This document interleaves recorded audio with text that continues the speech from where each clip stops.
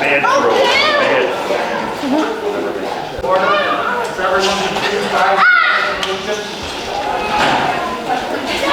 I pledge allegiance to the flag of the United States of America and to the republic for which it stands, one nation, under God, indivisible, with liberty and justice for all.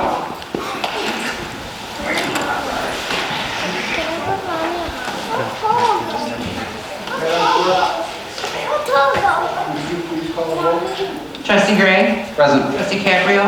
Present. Trustee Suisse? Present. Trustee Pazmino? Present. Trustee Bacco? Present. Mayor Yukich? Present. Are there any amendments to the agenda?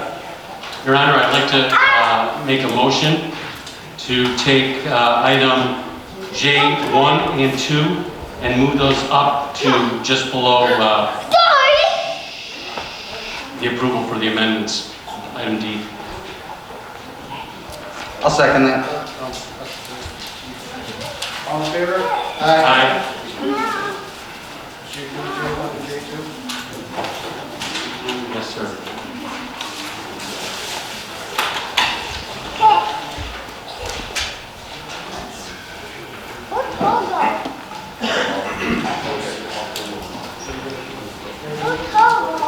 Yeah. That's okay. Okay. J1. Is there a motion to approve proclamation designing March as Cerebral Palsy Awareness Month? I so motion. I'll second Trustee Bacco, Trustee Caprio. Madam Clerk, could you please call the roll? Trustee Bacco? Aye. Trustee Suisse? Aye. Trustee Caprio?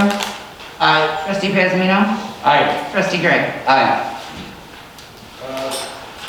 Rob, you've got the- Yes, you'd like us to do the presentation now? Thank you.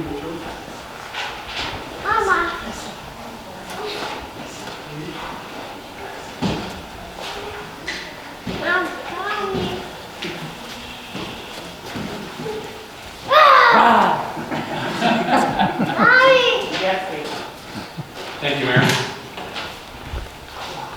It's a very special night tonight, and so happy to see so many smiling faces. It's really nice. I first met Christina in 2015, and special needs was always one of her passion, and I learned very early that saying no to Christina was a losing battle. Life is much easier with a nod and a smile. With that being said, I have a prepared statement. If there's a need, what should stop you from meeting that need? And if that need is one of compassion, do you hesitate? After meeting Gus for the first time in the arms of Dan at a fundraiser, I didn't see a boy that was in braces. Instead, I saw a proud father with joy in his heart and a smile on his face. When I saw Ashlyn for the first time in the arms of Chris, I did not see a small girl with a disability. In both of these families, I saw a mother and a father blessed by Lord with a gift. A gift that heals. And in both of these children, I saw the strength that only love can give. Parents of a special needs child are themselves special. Do not tell them no. This they will not accept. They've already been told no. And they found the inner strength to say yes in a bold way. They themselves are givers. They see a challenge and they conquer. I see two strong, bold women of vision. We may see challenges ahead, however, they see only opportunity. We see mountains and they see valleys. It took a 30-second conversation with Christina to convince me that I needed to push this project forward. It took a 5-minute conversation with Nicole to understand her passion. Both of these strong women will do great things for our residents with special needs. I am but one of many that helped push this committee to be founded, but make no mistake, it will be Christina and Nicole, along with their team, that will paint bright colors on this bright canvas.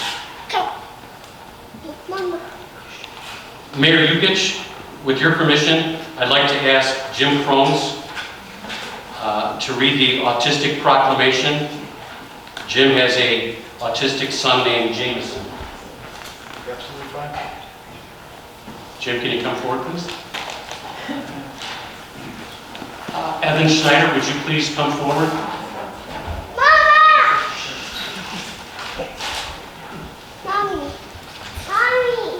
Evan has autism and is assigned. He's going to sign for Jim as he reads.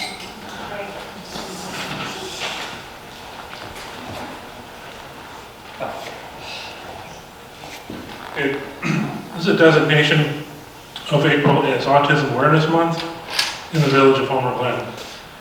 Whereas autism spectrum disorder is a pervasive development disorder affecting the social, communication, and behavioral skill of all those affected by it. And whereas the Centers for Disease Control estimates that 1 in every 54 children and adults in the United States are among the more than 2 million Americans living with an autism spectrum disorder.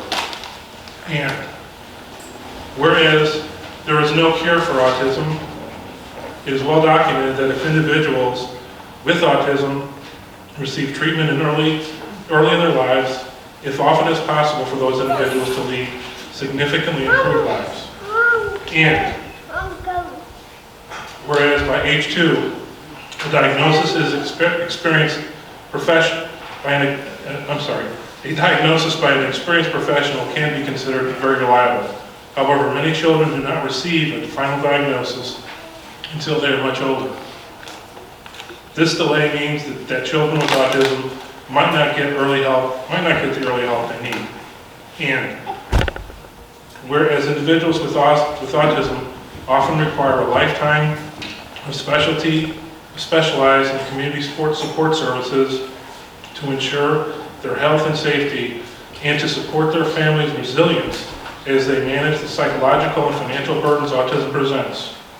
And whereas autism is a reality that affects millions of families every day, and while our nation has made progress in supporting those with autism, we are only beginning to understand the factors behind the challenges they face. And whereas each person should have the opportunity to live full, independent lives and follow their talents wherever they lead. And whereas the Village of Homer Glen is forming an Ability Awareness Committee to promote awareness and advocate for an inclusive community to enhance the self-sufficiency and quality of life for all differently abled residents of Homer Glen.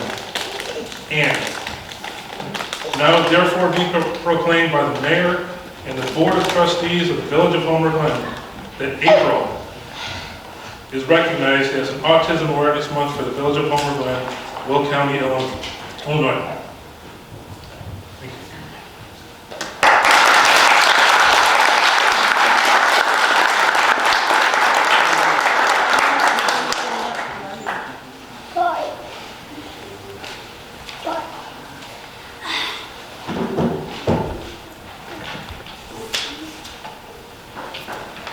Thank you, Jimmy, and thank you, Evan.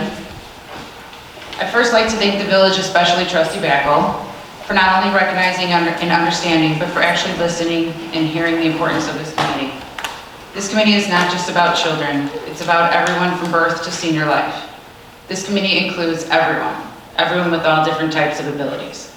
Cerebral palsy, MS, autism, Asperger's, vision and hearing impaired, Down syndrome, epilepsy, dyslexia, muscular dystrophy, ADD, ADHD, and that's just to name a few. This committee is about unity, understanding, awareness, acceptance, and more. This committee will remind parents what they once feared after welcoming their brand new baby into this world is actually another parent's reality. This is usually where I lose it. When I first became a mother, I counted my daughter's fingers and toes. I didn't take into consideration some parents were counting chromosomes. I never imagined when I had my second child, I would be counting fingers and toes, have to quickly understand what periventricular white matter lesions meant and learn medical terms like corpus callosum, spastic diplegic, and clonus. I sure the heck wasn't prepared to hear a doctor say your son will never walk or talk. But clearly, he's beaten all those odds. I did not know what journey lied ahead, but there's one thing I knew for sure. I knew I loved my tour guide unconditionally. I never thought I would be living the poem, Welcome to Holland, by Emily Pearl Kingsley. And for those who don't understand that reference, I highly suggest you read that poem if you truly want to understand the importance of this committee and a day in my shoes. I never thought about how much playground mulch would be a challenge for a child with braces, or thought about how pushing a child in a shopping cart could be an impossible experience. I never put myself in the parent's shoes when I saw a caution child at play sign, or the importance of handicapped bathrooms. Here's another realization I had to come to. While some parents are home cleaning their child's cleats and shining winning trophies, some parents are home sizing up AFOs and shining wheels of the wheelchair. Or how about when some families celebrate their child making honor roll, while other families are celebrating their child sitting up for the first time. One of my goals in this committee will be to introduce understanding and acceptance for all families. It is important for parents to teach their children to accept others for who they are and for what they are not. This committee will only succeed with the community efforts. When I say community, I mean the entire community. We need to work together. I will also tell you one thing this committee is not. This committee is not about divide. This committee is not asking for special treatment. We may ask for a special event once or twice, but we also want to be included. We are asking for acceptance, inclusion, understanding, and support. Many special needs families also have children who are considered typical. We do not wish for one child to be treated differently from the other. We only ask for everyone of all ages, all shapes, and all different abilities to be treated equally with understanding that everyone is not born the same. So here we are, 2021, the year of understanding and conclusion. It is time to work together and build each other up. I'd like to thank Nikki Laha for her shopping cart initiative, which the community will learn more about once the committee is established, and also for being a huge advocate for special needs parents everywhere. Thank you to Trustee Rogers, who's not here today, for her numerous donations to Shady Oaks and your other donations to special needs charities. Thank you to Trustee Caprio and Trustee Gray for always working hard for making Special Needs Day at Homer Fest something truly special. Thank you to Trustee Suisse, Trustee Backel, Mayor Yukich, and Manager Freiling for always checking in to see how you can help and what is this next best step. Thank you to PCA Chair and Homer Stallions for recognizing the importance of including all children in sports, and Ruby Agave and Ruben Pazmino, the Megaplex, for all stepping up and taking the initiative to promise to assist in the Special Needs Committee wherever we need to succeed. I'd like to thank the village board and staff for making this happen, and a special thank you to all the residents here tonight supporting this new community and its new journey towards inclusion. Mayor Yukich, with your permission, I would like to invite Nikki Laha up to read the Cerebral Palsy Proclamation. Nikki Laha, will you please come up and read the proclamation?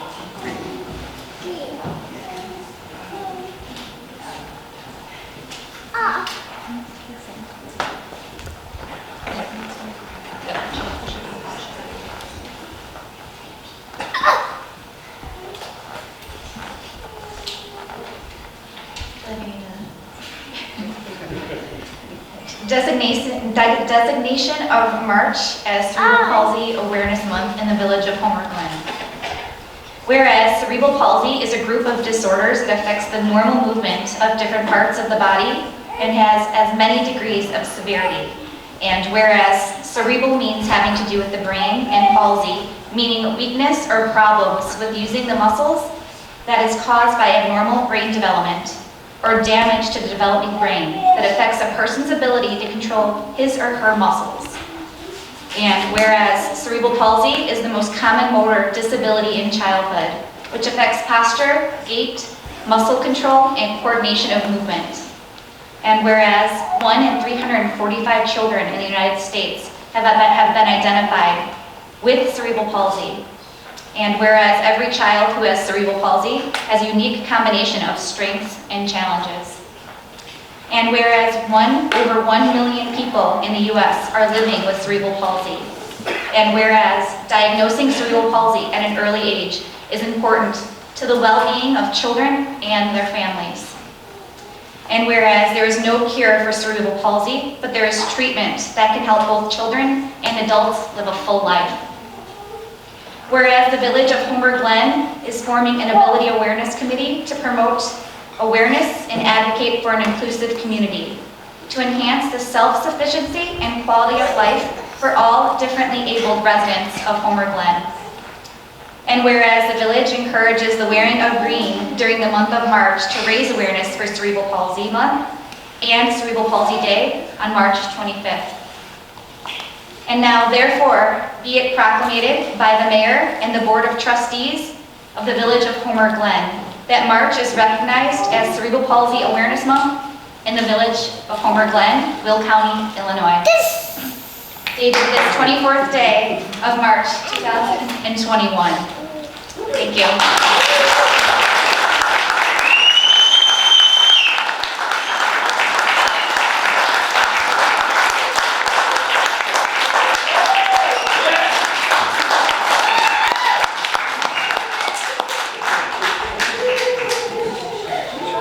Is there a motion to approve the proclamation? Mayor, if I could just add one more thing. Please and thank you. So I'd like to wrap this up with one little friendly community-to-community challenge. I invited Mayor Tim Balderman here tonight from New Lenox to accept or deny a challenge. You gotta come up. You gotta come up here. There's no denying. And as you've heard, you can't tell me no, so. I, Christina Knightsky-Troike, and the community of Homer Glen challenge you, Mayor Tim Balderman, and the community of New Lenox to a pop tab collection war starting today. Whichever town collects the most pop tabs by July 1st will be deemed the pop tab collection winner. The winning community will select one special needs family from their community to go to Disney World, up to $5,000 paid for by Walt Kono at Kono's Farm in Zachary's Red Barn. All tabs collected will be donated to the Ronald McDonald House once the challenge is complete. Do you accept this challenge? Do I have a choice? No. I'm glad that looking around the room and seeing so much great community support, we gladly accept the challenge, and we're not going to go lightly. Just like Okay, the challenge is on. We'll see you in July. Absolutely.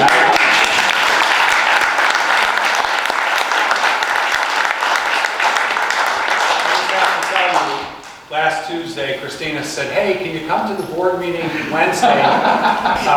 There's something I want to challenge the community on." I said, "Well, I'm having a pacemaker put in," and, which I did last Wednesday. She goes, "Oh no, I mean next Wednesday, so you'll be there." So, and it's thinking I'm doing well. So, you've got a wonderful village here. Congratulations on your committee.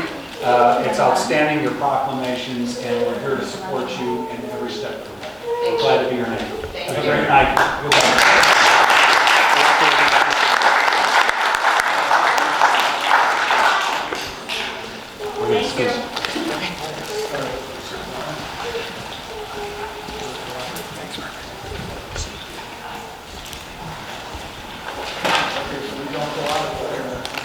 Is there a motion to approve the proclamation designing March as Cerebral Palsy Awareness Month?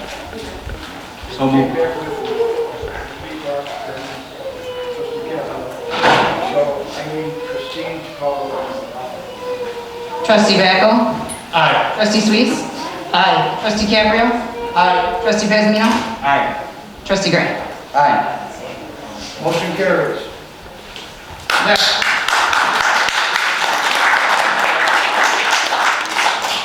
Next would be the consent agenda. No, we don't want to do it. I did do it.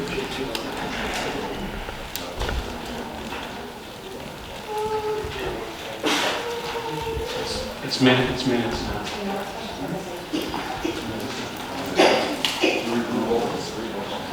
Technically, he read the proclamation twice for cerebral palsy. We need a vote in a second. We need a vote for the autism. Cerebral Palsy Month? We did cerebral palsy, we need to do with autism.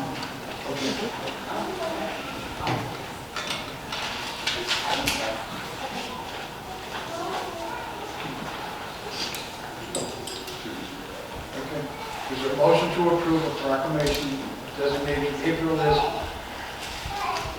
Autism Awareness Month? I so move. Second. Any questions? Madam Clerk, please call the roll. Trustee Suisse? Aye. Trustee Caprio? Aye. Trustee Pezmino? Aye. Trustee Gray? Aye. Trustee Backel? Aye. Motion carries.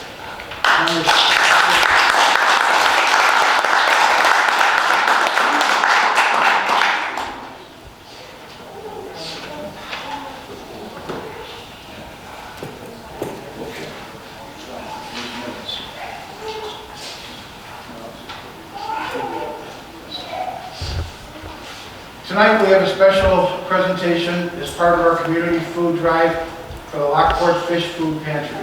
The village's food drive has been extended to April 6th, so there still is plenty of time to shop and then to donate at Village Hall. I would like to introduce Michelle Skolnick from Marion Village and David Freedy of Homer Glen resident, a volunteer with the Lockport Fish Food Pantry. Michelle is presenting David with a check for $1,000 to help support the food drive. David plans on taking the check to Homer Glen Meyer at one of its upcoming double donation days. And we want to thank you very much for all your support. So, David, you want to come up, and Michelle, would you like to come up?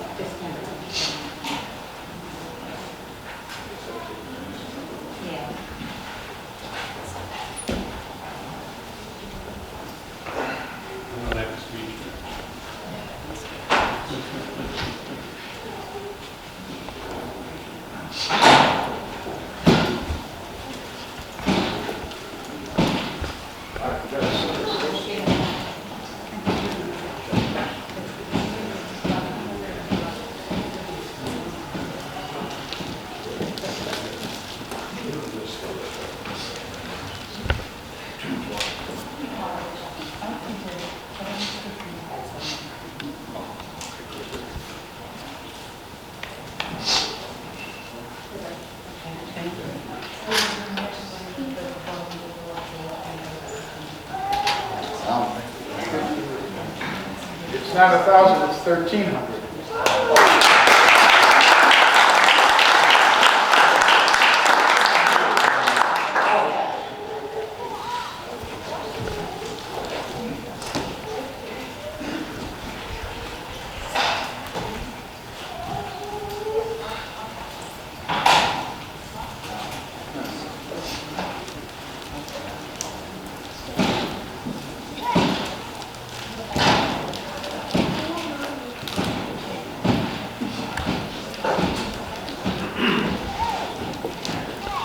If you'd like, we can take a 5-minute break right now before we get back into this, because my notes were kind of jockeyed all over, so I'm trying to figure out where I'm at.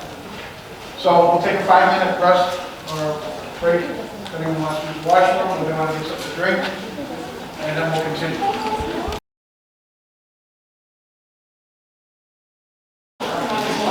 Next would be approval of minutes. Is there a motion to approve the minutes of December 9th, 2020 Village Board meeting?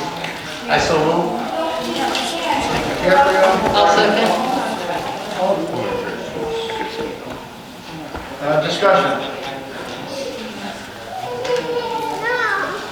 All in favor, say aye.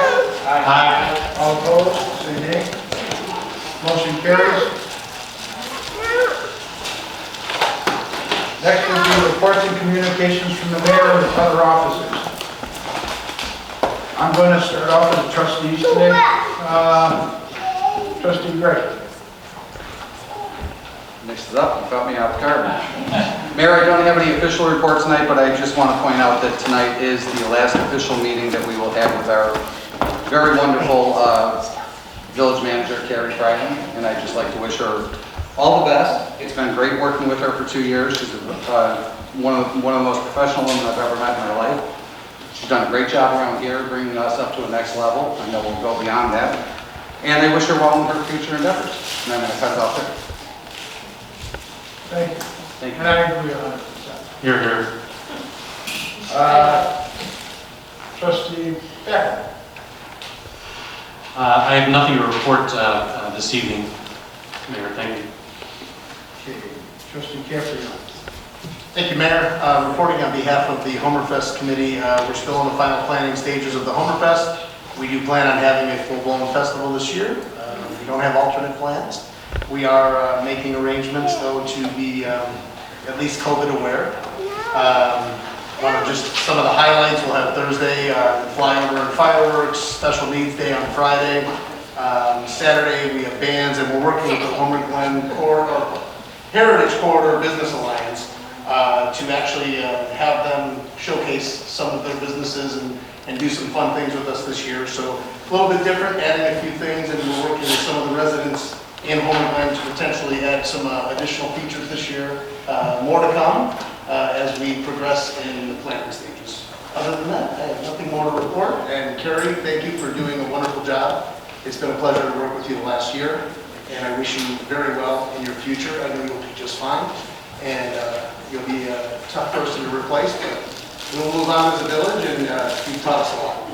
Thank you. Thank you, Trustee Caprio. Trustee Sweet. No report, Mayor, but I would like to wish Carrie all the best in the future, her future endeavor, and good luck. And Trustee Caprio. Thank you, sir. I just want to say thank you to Christina and to Brock for bringing these committees together. I think this is very important, but more I want to bring together, and I want to thank the citizens and the community for coming together, because you create this. This is you. So I want to actually applaud you guys for coming in.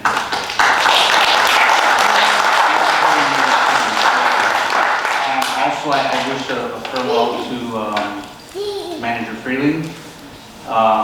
You supported us greatly, and I have a whole list of things to say. I don't want to be cliche, but I wish you very well, and I'm sure you'll do great anywhere you go. Thank you. Thank you. All right, next would be Village Clerk. I've said enough tonight, Mayor. Thank you. I'm sure. Well, wait, no, I'm just kidding. Village Attorney. No report, Your Honor, but Carrie will be missed. Public safety officials. Sorry, Your Honor, no report. And last but not least, Village Manager. I just want to thank the mayor and the village board members for an incredible last 2 years. It's been fun. It's been really enjoyable. I want to thank the staff, amazing staff. You guys are all awesome. Continue to do what you do. I cannot wait to see all the great things that are going to happen here. Keith and I'm volunteering at the fest, so you and I are going to be in the ticket booth, okay? And I'll stop in and say hi every once in a while. So best of luck and thank you so much.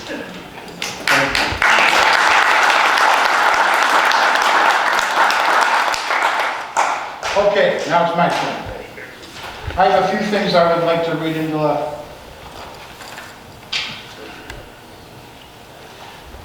the minutes. There's a couple things over the last few months that have been bad, and now it seems like the closer it gets to the election, it gets a little bit worse. It's very unfortunate, instead of just running a clean election and not bad-mouthing everybody, not bullying anyone, and telling the truth. And lately, that's just not what's been happening. I've had a lot of people coming up to me and asking me what happened to the ballot. And I said, what do you mean? She said, why are there separations in parties? Well, there's always been kind of a separation. They put down what they are. But in this case, it is a little bit different. A couple months ago, the Homer Township Republican Party Chairman, Steve Wallich, chose to bypass the township's normal primary election, which would allow parties of the same political group to run up against each other. Furthermore, Wallich changed bylaws and required the candidates choosing to run for office could only do so if they ran on a slate, which would include a total of 19 candidates. Individuals could not run under the Republican name individually at the caucus. The caucus is something that he brought before the village. He picked 9 people, then had 47 people in there voting, and they decided they were going to pull in these 9 people. Well, to me, that's absolutely wrong, because we all have a right to vote for who we want, not for someone else what they want. But individuals could not run under the Republican name at the caucus. The caucus was held at the height of the pandemic and other than normal posting requirements by the clerk. Ballage failed to advertise the caucus on any of his many social media sites. 53 people, mostly friends and family of the Ballage slate, nominated the Republican Party to run for office. Then you have multiple erroneous postings that are being presented to the residents of Homer Glen and Lockport via Facebook postings. I encourage citizens to disregard these inaccurate statements and reach out to the appropriate representatives where verifiable factual information can be obtained. For the sake of our community, please do not enlist these postings as truth. Last one for this. It's no mystery that the township and the village are at odds over the road district. However, perhaps this deserves further explanation. Recently, both entities have been accused of backdoor deals. Nothing could be further from the truth. Perhaps hard to believe by some of the township and the village have a genuine mutual respect for one another. In fact, it is a respect that warrants each entity's support of one another for the upcoming election. There was one thing on Facebook that bothered me. It was put out there by one of Mullich's people that's running for office. And I don't care that she's running. It's great. That's what we need. We need more people to run for office. But the problem is, you got to be able to stand up and tell the truth. And if something comes up, if they beat you up a little bit, get a little tougher skin. This isn't a walk in the park. This is hard. And we're not politicians. We're public servants here. So for the positive progress and the positive results, financial-wise for the village, 4 years of operating budget surpluses. In 2020, we became debt-free, saving $500,000 in interest to early repayment. $1 million in grants for capital projects and Heritage Park. Certification and Achievement of Excellence in Financing reported, which has been going on for how many years now? We will submit for our 20th award in June or July. Well, that tells me right there that we're doing something right. Created Village's first corporate sponsorship program for special events to save money and provide more events. Reduce senior citizens' rates for the garbage pickup. We are business friendly. 60 new businesses over the last 4 years, including 6 new ground-up buildings. $97,463,452 in private investments in the last 4 years. Commercial, $42,435,315, and residential, $55,028 or $55,028,137. New Homer Glen branding and wayfinding, 2 new corporate headquarter buildings, $100,000 in emergency COVID assistance to our local businesses, deferred prorated liquor and gaming license fees, waived all business license fees, expanded outdoors dining for local businesses, loosened temporary signage regulations for local businesses, rewrote the village's signage code to be more business friendly, joined private-public partnerships to bring the new Phoenix restaurant to the former bonfire property, implementing online payment and submittals for permits, licenses, and programs. Heritage Park completed and opened. Project came in $1 million under the budget. 2 new neighborhood parks, Goodings Grove and Glenview Walk. 5 miles of new trails and pedestrian connections.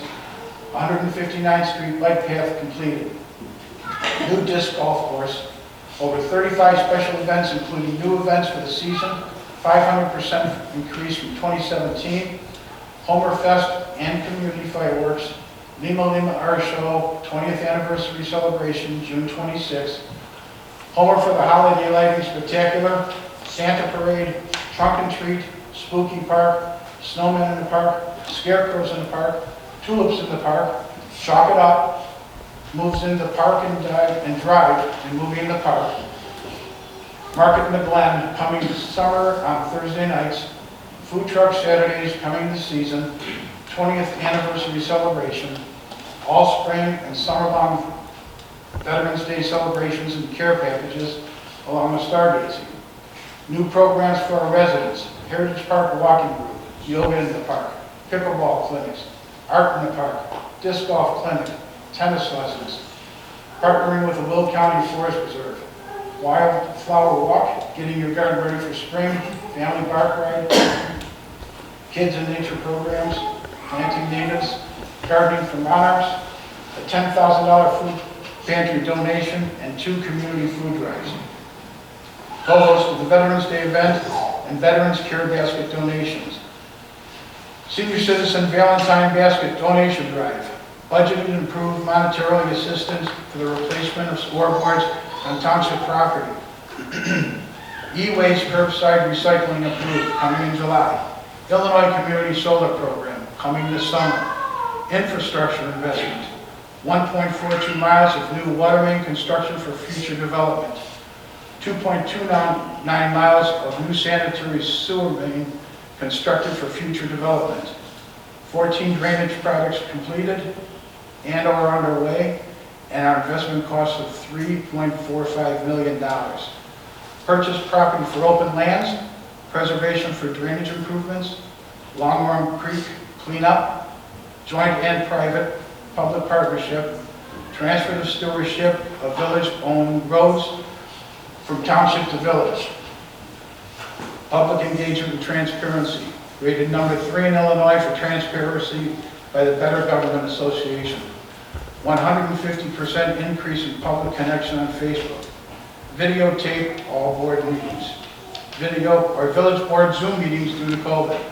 New Comcast Channel 6. Virtual State of the Village. Village newsletters mailed to every home due to the demise of Homer Horizon. Public safety. 2019 rated number 1, the safest place to live in Illinois by Movado. Installation of security cameras to promote public safety. Initiated public awareness signage programs throughout neighborhoods to reduce speeding. Updated emergency operation plans. Installation of stop signs for Crystal Lake Estates. These are just some of the things that we've done, and there's more than that. But this board that's before us right now has been being beat up for a long time now. And I told all of them, don't fight back. Just let them say what they want to say. Because we're hoping that the residents of this village are smart enough to understand that we're not doing anything wrong. We are, I think, in my opinion, we're doing almost everything right. Can we improve in some places? Yeah, every time we can improve something. But when you read what's on Facebook, and fortunately I don't read Facebook. I just don't like it. But my kids do. And when my kids write it, the first thing they do is they call me and tell me, Dad, do you know what they said now? I won't tell you what I said to my kids. But it is ridiculous what you have out there. At one point they said, because me and Trustee Gabriel both have a summer home, and she had said that Capriola's kids and my kids all drink together up at the lake and party. Well, at that time, my youngest, I think, was 18. My oldest was 26. But his youngest was 4. And goes up to 12, and right now it's what, 13? Yeah, they look early. So my daughter, who I was very surprised would say anything, called up the person that did it and called her out. And she said, well, I heard a rumor. My God, really? That's what you're going to base something on? Everyone that works up here works very hard. Don't understand how many hours go in this. This is basically a full-time job. And I hope that everyone out here sees what we are trying to do. We're not doing anything wrong. We're trying to make this the best village you possibly could have. We're always going out for businesses. We're trying to get as much commercial in here. We're trying to get this to where we can get the taxes down. Water, I can't make any promises because it's going to court. Court still has it. And we won't know probably for at least another month and a half. But the craziness over all this is if the other side right now is going to beat up everybody that's in here, what are you going to do when you get in office? You can't do that to the residents. There's going to be a lot of residents that call you and you're going to think, well, what are they bothering me for? They're bothering you because they put you in office to help them. My God, that's what my board does. And I applaud every one of you because I'm very happy with what you guys do. So all I would want to do is just remember, before you vote, think about what you're doing. If you have a question about anything, call us. If you don't want to call us, Facebook us. They'll answer. I'm done. I'm going to get off my pulpit now. Next would be public comment. So, first would be Nicola, or Nikki, did you already get what you wanted to say out? Or? No.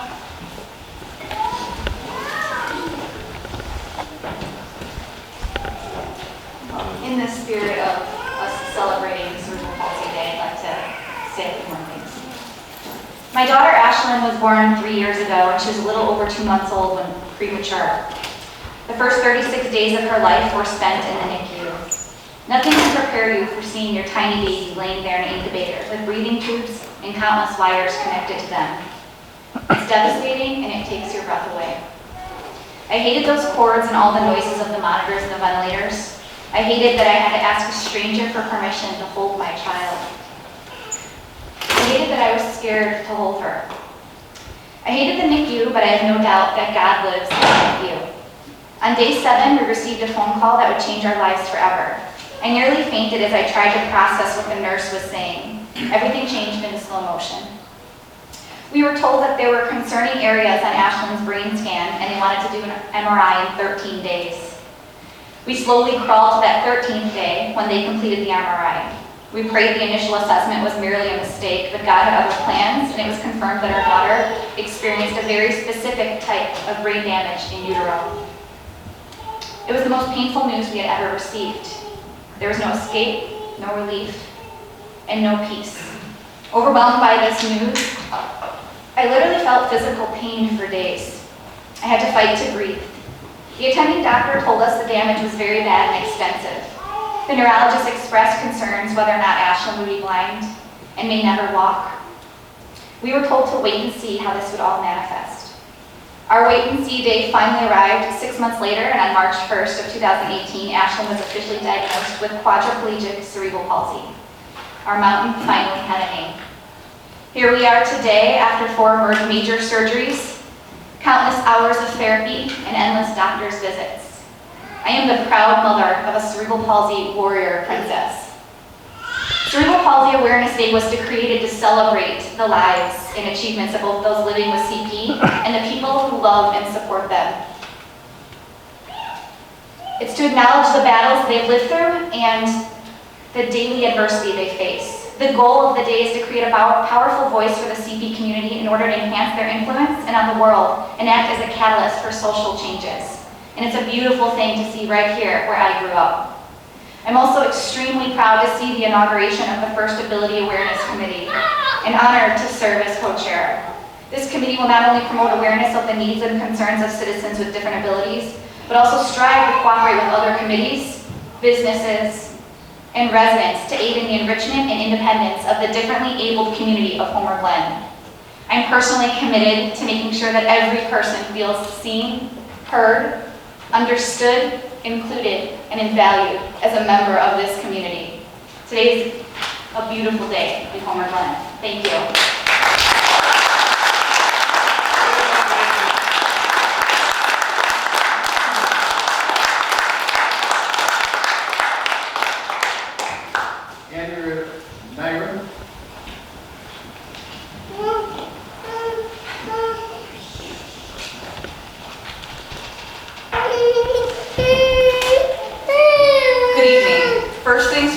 Lennox doesn't stand a chance. Second of all, I hate public speaking, but I believe that we should do things that we're afraid of on the regular. Thanks to all of you for allowing me to share some of my personal experience with you, and especially Barack, Christine, and Nicole. I don't know you, but I'm sure I soon will. I'm grateful for all their hard work in setting up the Special Needs Committee and including the community in the discussion. Also, I'd like to give a quick shout out to the entire special education team at Schilling, and especially Annette Jung and Elizabeth and Zidlow. They are my ambassadors of sanity. and our story will always include them. Please know that while this is our story, numerous families in our very own community have the same struggles and probably more. I want to be their voice tonight as well. 6 years ago tomorrow, we welcomed a beautiful boy into this world, and if I may, happy birthday, Jameson.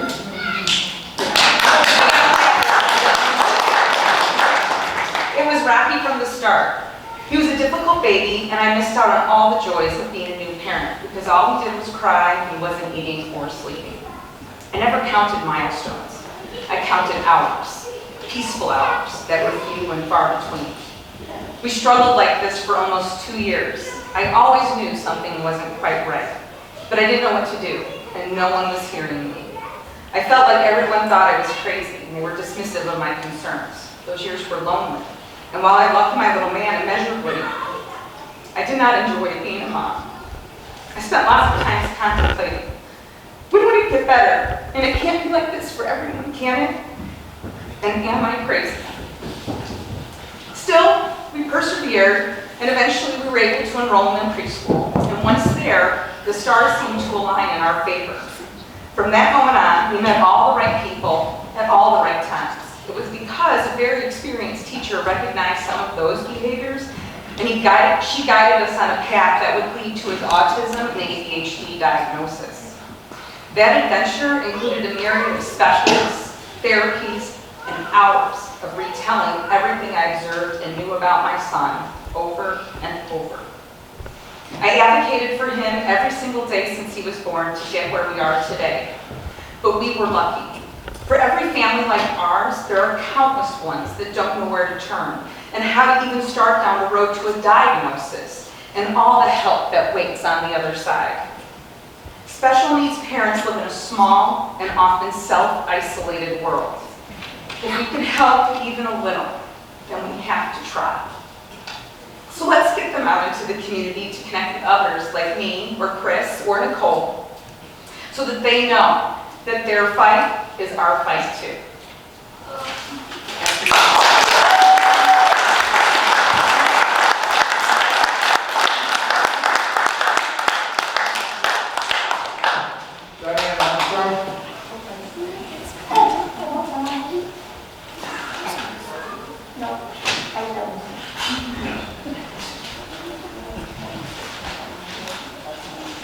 Diane Armstrong, are you out there? Yeah. Next, Jessica Miles. Ryan Miller. Jessica Miller.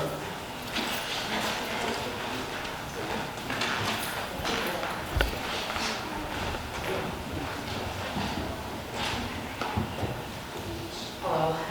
I also hate public speaking, but I'm going to do it too.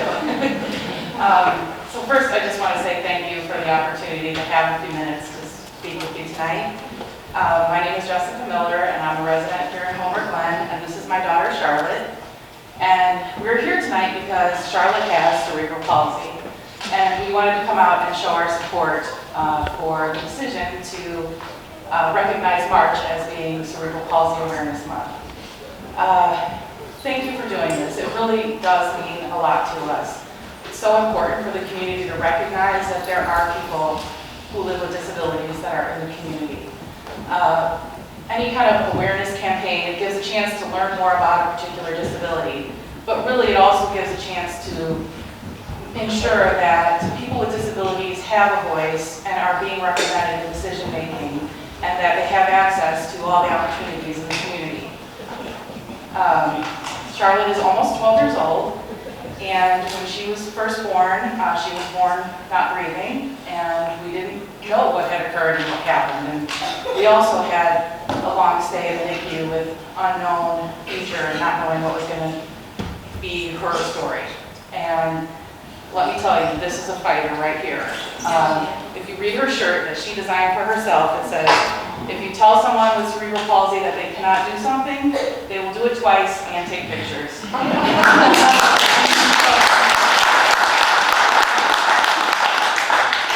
been through, many hours of therapy, many hours of doing things that other kids didn't have to necessarily go through with it, bracing and all the other things that she's had to do. In the past, we've taken the opportunity during CP Awareness Month to talk to her classmates at school. It was always important to her that they would understand that she does understand things the same as they do. She just had difficulty moving her body, and that sometimes she would need help. And it was always important to her to tell them that not to baby her, but to ask first if she needed help. And she just doesn't want anyone to feel sorry for her. I asked her if she wanted to speak tonight, and as typical of any kid her age, she didn't feel very comfortable with that, and I'm going to respect that. But she was happy to have Homework Glen celebrate CP awareness, and she said it was okay for me to share. So I asked her what it is she would like people to know about having CP, and here's what she told me.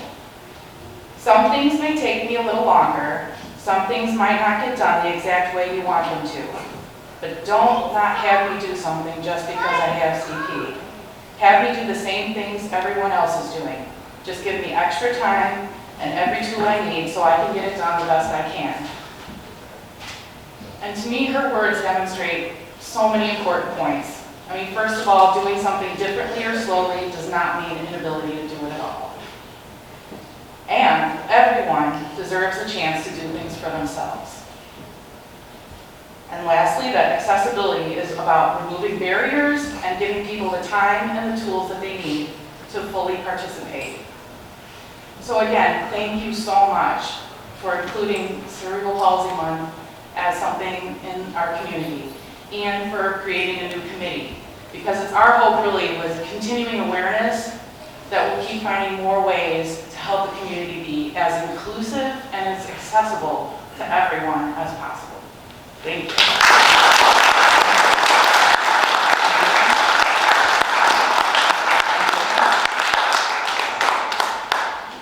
Next would be Jessica Basu.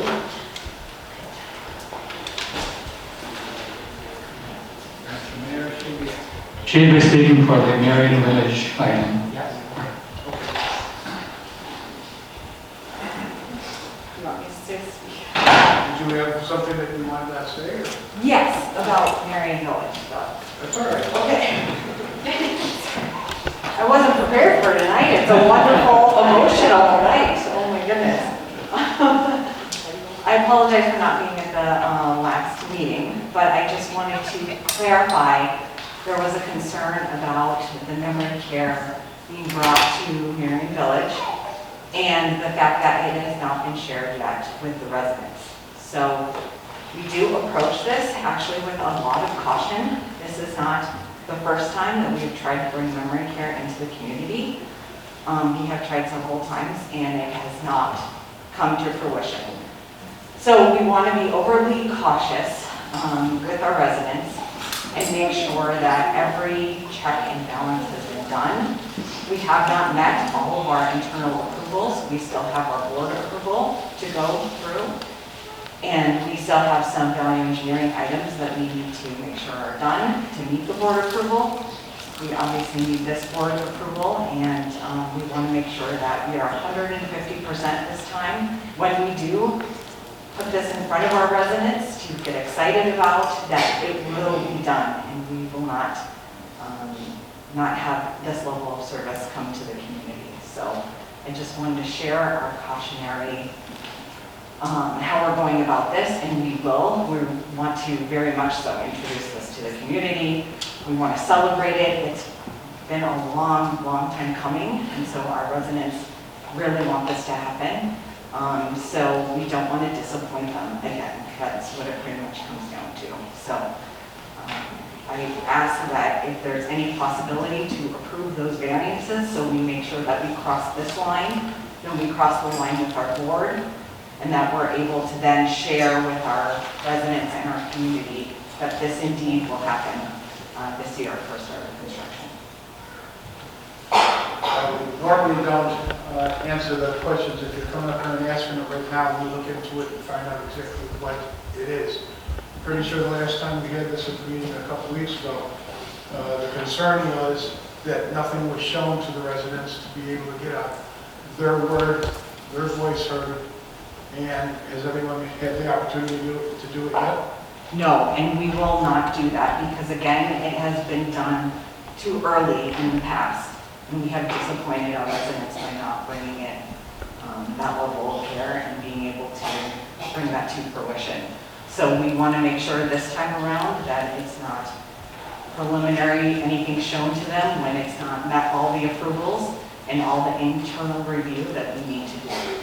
So we will be waiting until our board approves it and then we have the project within budget before we present and have all the residents be able to comment and give their opinions and look at the floor plans. So that's where we stand right now, unfortunately, because we want them to trust us for what we say we're going to do. I understand that, but when it comes in for a variance, they're looking for the answers of what you're going to be doing too. So, I mean, as long as you've got everything you need put together and you come before the PJ and find out exactly what has to be done and what doesn't have to be done, and we're looking for variance. Mr. Mayor, it's actually on the agenda tonight for approval or continuation. We can continue it on. That's not-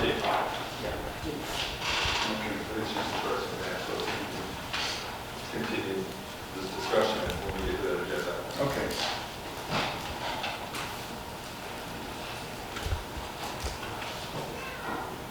Okay. That'll come up in just a couple minutes. Okay. I'll give you a call back. All right. Thank you. All right. Next, is there a motion to approve Ms. Mendoza, or Mr. Mendoza?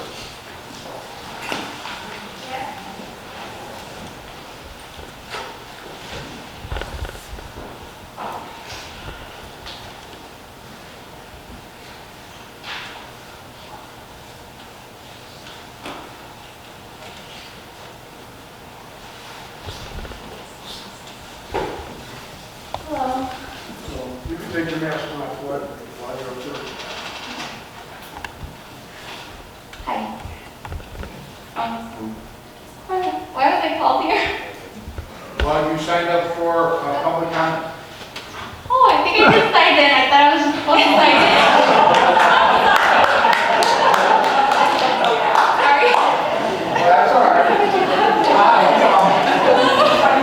Anything you want to say?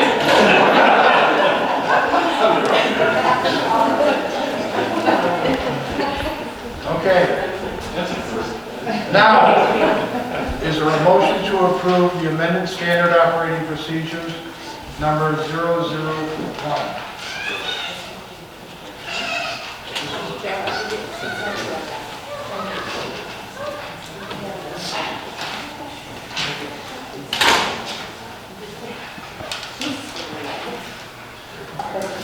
Okay, all matters listed under the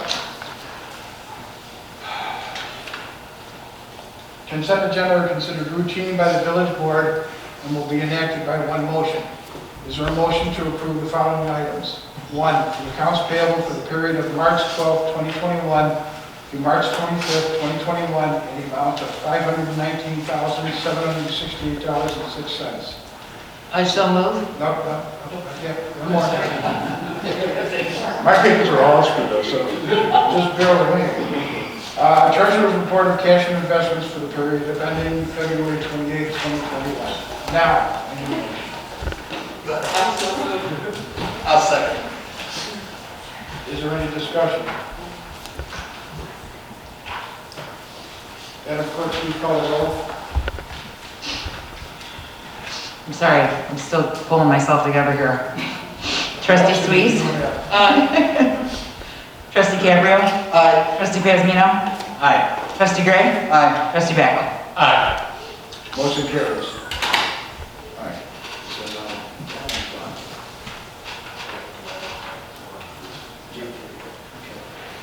Is there a motion to approve ordinance number 21-012, an ordinance establishing an ability awareness committee for the village of Homer Glen?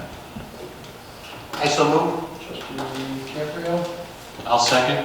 trustee Backel, discussion?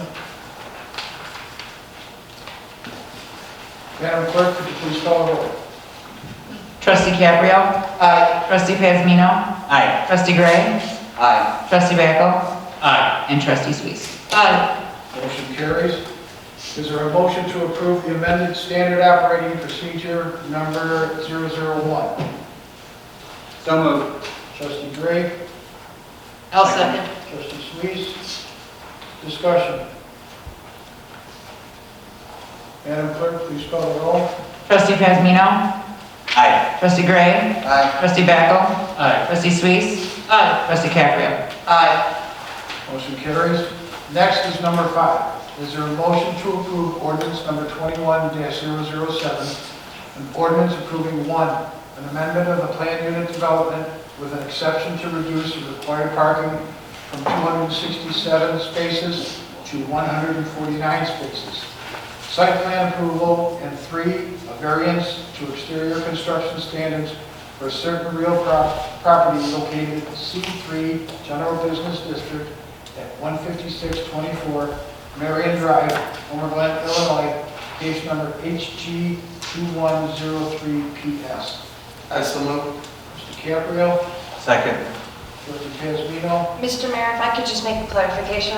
At the last board meeting, this was before the board for consideration and approval, and then it was continued to the date specific, which is tonight's meeting.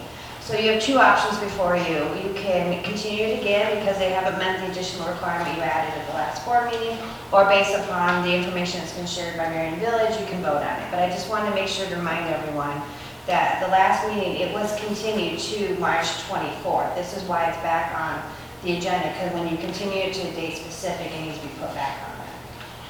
Manager, was the April 14th postponed, it says postpone this item to the April 14th village board meeting, was that by the applicant, or maybe can we ask? Who put the new date on here to be postponed? Well, it's actually staff, because they didn't do the open house yet, so we kind of recommended to postpone to the next meeting, not knowing what Jessica had just mentioned at the meeting. Yeah, so if I can just chime in, I was listening to what Jessica had to say in the sense of, you don't want to present this to the residents in an early stage. We only postponed it for the residents to be able to review it, which would be the open house. But I totally understand your point of view of, I don't want to prematurely show this to the residents, and then plans change, and they have their hopes on something, and it goes awry. I'm understanding that, and I don't necessarily, I mean, I would love for you to still have an open house with the residents. I think it's important. I think it's important to be transparent, inclusive. But again, if we're holding this up simply for an open house. But if I can interject there, I mean, to Jessica's point, I don't mean to be familiar with, I didn't catch your last name, I'm sorry. We're not, the only thing we're being asked to approve here is a few variances on construction materials and parking spaces. Correct. So that's kind of a small hurdle. That's not really going to change the fact that you're going to add to your business portfolio over there. You can certainly tell your residents that. It's a matter of what they may be looking at is going to be a little different, and you should be showing them the renders. This is what the village board is being asked to consider to approve. We, when we have these things come before us for a garage or a house or something in the neighborhood, we always ask staff to make sure that the neighbors who are going to be the most impacted go out and you get their opinions on this. That's why we said these people in Marion Village, I mean, obviously they have a vested interest in that. They are the ones who are going to be looking at that. So we're not going to change your business model here at all. This is only about the finishes and about the parking spaces. Yes, you could adjust costs though, which could possibly put the project in, bring it to fruition. So I think that's the concern is we've been down this road a couple times before, right? And we prematurely brought it to the residents, got everybody excited, and then it didn't happen. So bringing it to the residents without our internal board approval, without the variances approved, without it in budget, we could be losing a lot of credibility by bringing it to them again, getting them excited. All those instances of what we've lost before, we don't want to have that happen again. So there's a lot of cautionary on our leadership team to be able to announce this wonderful project, and we will. I get that, but I mean, you do have residents who have internet access, and at our last village board meeting, your entire packet was on our board meeting, excuse me, as well as it was on the planning commission meeting. So any of them could have downloaded that and see the renders and see what we're considering. So it's not exactly like they're not aware of it. It's not that they're not aware of this. Maybe some are, maybe some aren't. But this is not, in the lockbox. So, at our last meeting 2 weeks ago, 3 weeks ago, it was Trustee Rogers, who's absent tonight, who really was pushing for this. And it's a very valid point. The residents of Marion Village need to be asked this question. So, without getting into some sort of a standoff here, I think that the ball is definitely going to be back in Marion Village's court. You need to ask your residents. They're aware of this, just like the rest of the village is aware of it. It is public knowledge. Yeah, and I was the second on that motion. I totally agree. Is the board decision waiting on these variances? Is your group waiting to go to the board with your decision until these variances are approved? No. What's the process, I guess? Yes. So the board reviewed it in March. It was pushed until May because we were over budget. During COVID time, we have census, issues up and down, and so it was not approved, and now we're pushed to May board meeting, which is another reason why we don't want to announce to the community that this is coming, because once you announce something to them, they expect it to be delivered. So we're just cautious of this. And, we can wait. We're definitely going to do the announcement. We're definitely going to get them involved through their resident councils, as we always do in all of our communities. We want their input. We want their opinion. It's their home, and it's where they're going to send their loved ones with their husband or wife if they start to decline, and we want to provide that service.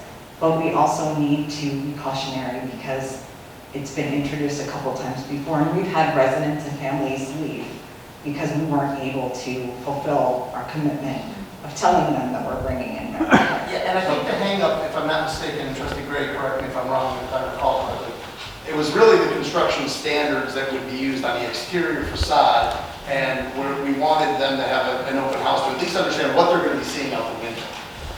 Right. Yeah, I agree. I don't think that the issue was the variance per se. It's not. Correct? I don't believe it was the variance that was the holdup. It was just the fact that the residents hadn't had a chance to take a look at it yet. The Plan Commission approved it.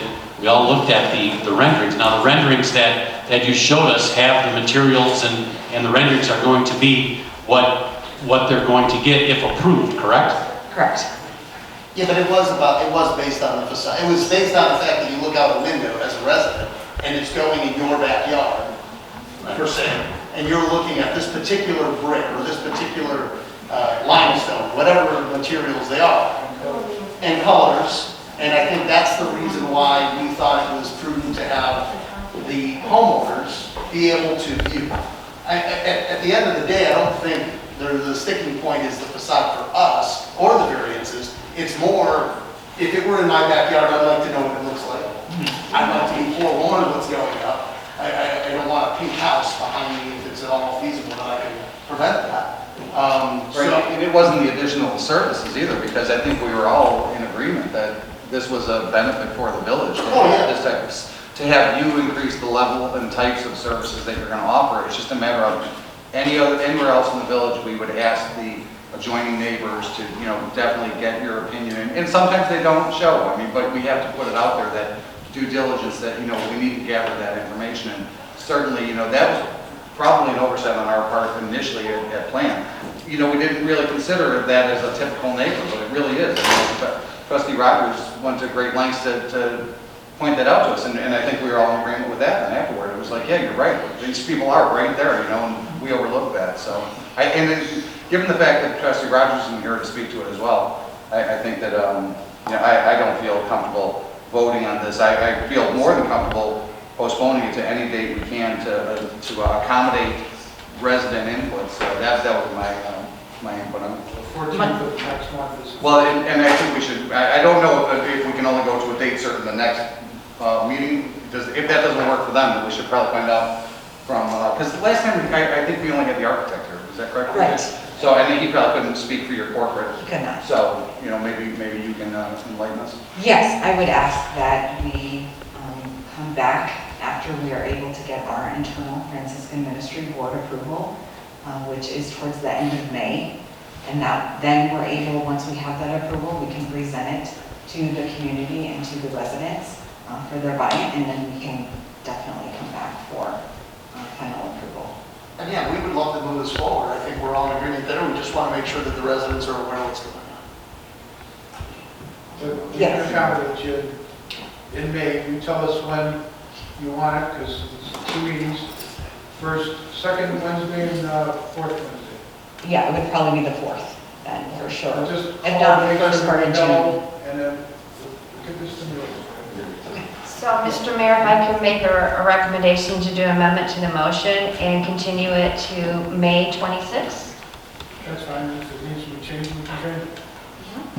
Do I need to, yes, amend? So amend my motion to table it till May 25th. Continue. Continue it, so May 25th, 2020. Is it 25th or 26th? I thought I heard 25th. 26. 26th, I'm sorry. Okay. It's hard to hear with the mask on. Why? Hard to go with the mask I'm hard of hearing with the mask. I think we're all tight.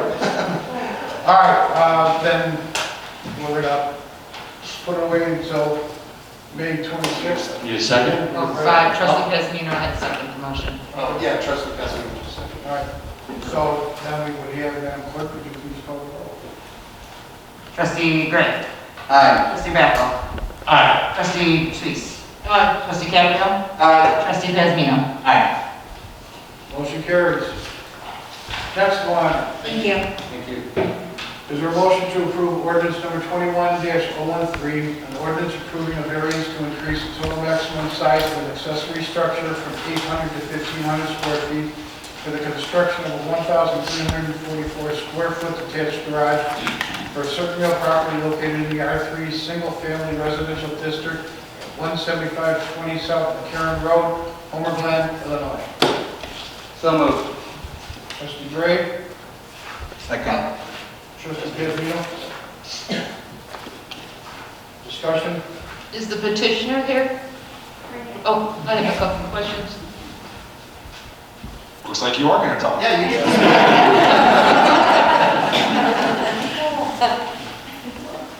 My husband here can explain better about the building project. Because you have an existing shed, so that's 2 separate buildings. VJ, is that, I thought we don't, Yeah, there's Yeah. a shed that, how big is it? Yeah, it's on the graphic. The shed is right behind the house, which is a separate detached structure. Yes. are we allowed to have 2 detached structures? Yeah, we only count the total square footage. So. Okay, the square footage, okay. And you're just using this for storage and not a business or anything like that? It's for our vehicles. Okay. And your hardship, right, because the existing garage before burned down? Right. And you understand that, I can't remember exactly what page it was on, but it's on one of our pages here, that you cannot have 4 doors facing the street. Is that correct, DJ? You need to either come in for another variance or change that front elevation. Is that correct, DJ? It's actually facing James Court, so it should be okay. They can have 4 doors facing, No more than 3 facing a public street. public street. Is James not a public street? It is. They only have 2 in the elevation, 2 doors facing James Court. Isn't it 4? Is that 2 single doors? Yeah. Oh, I thought that was 2 double doors. I'm sorry. I thought those were doubles. Okay.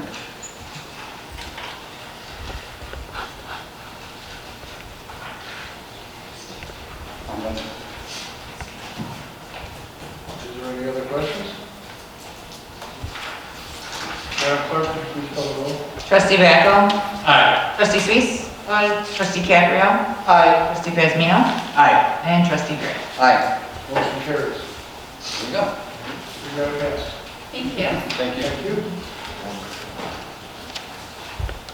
Next, is there a motion to approve ordinance number 21-014, an ordinance approving 1, special use permit for outdoor seating associated with a permitted restaurant, an exception to reduce the required setback for a patio in a non-residential zoning district from 25 feet to 20 feet, an exception to allow 6-foot solid fence wall be required front yard in a non-residential district for certain real property located in the C1 neighborhood commercial district, 15905 South Bell Road, Homer Glen, Illinois, subject to the following conditions. 1, the existing reciprocal parking and access easement between Lot 1 and Lot 2 of the Corso subdivision, PUD to be amended and recorded prior to the issuance of final occupancy. Trustee Caprio? I'll second. Trustee Backel? Discussion? Is the petitioner here? Anybody? Well, I would like to add to the motion, staff recommended that they use a darker color, and if we look at, oh, yeah, okay, attachment 5, like that dark brown, all the way the figure to the right is a little bit more classier, and I think that would work much better than whatever they were looking at, as something with beige. And that's what I would recommend, a darker color like that. Yeah, I think the petitioner actually said that the petitioner preferred sample 2, which is on page 11 of our packet, which is the horizontal, but yeah, in the darker color. So I think that it sounded, from reading all of those highlighted portions, it sounds like they are in agreement with some of those things. And it's good that we put that in there, that we... Yeah, he just wanted that as a recommendation, just to opt out if it becomes too expensive, not as a condition, so that was his request. I don't think that should be an option. I think that, request, I think that should be part of the, that's a prime corner, and it's going to be, I think a darker color like that's going to look much better. But he started with a composite material, which might cost double or triple. That was his concern. Compared to what? Compared to vinyl fencing. I'm fine with the darker color. I don't want to pick and choose their style of fence. The dark color, I agree. No, I don't either. I do agree with Trustee Sweets that since it is on the public corner, we'll see it. So, I think the blending in is better with the darker color. The only thing I would say to the cost variance is that we'd have to see that. If they want to bring in two bids or something, if they find the one to be too cumbersome, I think that would have to be proven. That's my thought. Come back to the village board if it becomes too expensive and he wants to opt out. Yeah, I mean, what are we talking about too expensive about it? A couple of $5,000 more, or are we talking about a five-fold increase? $5,000 versus $10,000 or $15,000. Again, if that is what the case is, then I think they would have to prove that, and then we could look at some materials. I'm only going on what staff is saying, that they recommend the solid materials because it'll wear better and longer in the long run, which is going to be a better development in the long run. It's going to be out there for years. They don't want to have to do the maintenance on it. We don't want to have to look at an unsightly development. So if for a small stretch we can get a better development, I think that's a far better solution in the long run.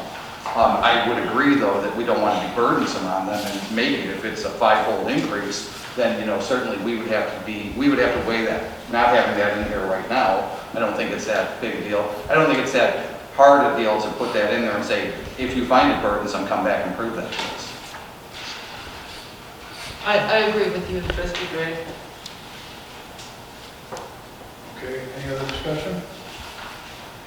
Madam Clerk, please call the roll. Trustee Backel? Aye. Trustee Suisse? Aye, based on the darker color and coming back to us, because we didn't change anything in the motion. Right, so are we going to amend the motion, or are we going, what are we voting on, the original motion or the amended? It has not been amended yet, so... Are we adding the condition? We're going to amend the motion with a second condition of the darker colored fence, fencing. And if there's a price variance, that they should at least give us an opportunity to see that variance with the true quote. I agree. Between the two colors. Okay, so Trustee Capper, are you changing your motion? I have this. And I'll resend mine. All right. Matt, you got that motion, right? So I can refer back to it. I could have shortened it I'm gonna go back to trustee Backel, Aye. trustee Suisse, trustee Caprio, trustee Pazmino, Aye. and trustee Gray. Aye. Motion carries. Next, is there a motion to approve ordinance number 21-015, an ordinance approving and adopting the official 2021 zoning map of the village of Homer Glen? Do I have a motion? I so move. Trustee Suisse, Second. trustee Gray, discussion. Director Gotti, I was looking at the 2020 and previous ones. There's no major changes, correct? That's correct. There were no rezonings in 2020, so there were no major changes to the map. Thank you. Okay, Madam Clerk, would you please call the roll? Trustee Suisse, Aye. trustee Caprio, Aye. trustee Pazmino, Aye. trustee Gray, Aye. trustee Backel. Aye. Motion carries. Number 9, is there a motion to approve ordinance number 21-016, an ordinance amending the village code relating to water and sanitary sewer rates? So moved. Trustee Gray,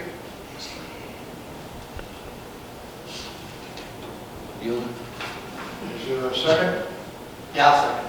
Trustee Caprio, discussion. So, who's this, Director Salamovich? I have one question. It says it should be noted that based on the village's IGA with the city of Lockport to allow connection to their sanitary sewer system, the village will be charged no greater than 85% of Lockport's non-discounted residential sewer rates. And I think in a few other places it mentions this residential sewer rate. Is there a commercial rate? And, I mean, should we be aware of that, or is it all just one rate? They just have the one rate, but they do have it as, I believe theirs was basically a metered and a non-metered, which we're still doing that. Yeah. But it's... They don't have a differentiation between a commercial and a residential, so it's basically all the same. It's all the same. I just wanted to make sure that we weren't going to have some major spike later on.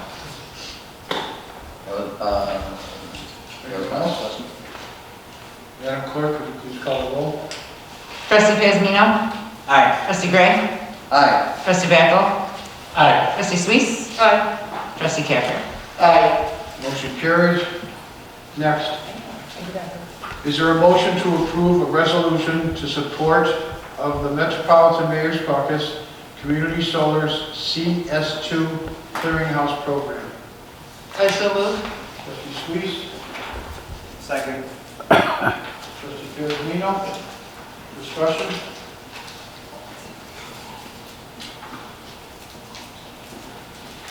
Madam Clerk, will you please call the roll? Trustee Gray, Aye. trustee Backel, Aye. trustee Suisse, Aye. trustee Caprio, Aye. trustee Pazmino.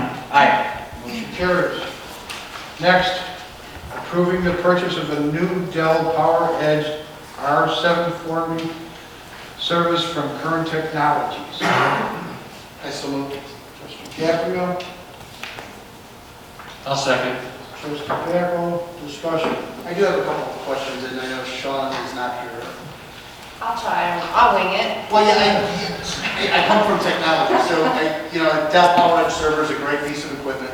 I've priced these in the past. It seems a little pricey to me, but I'm sure we've gone out for other bids for this. Yeah, so we did, we got a quote directly, and the quote we received was actually higher than the 28,000.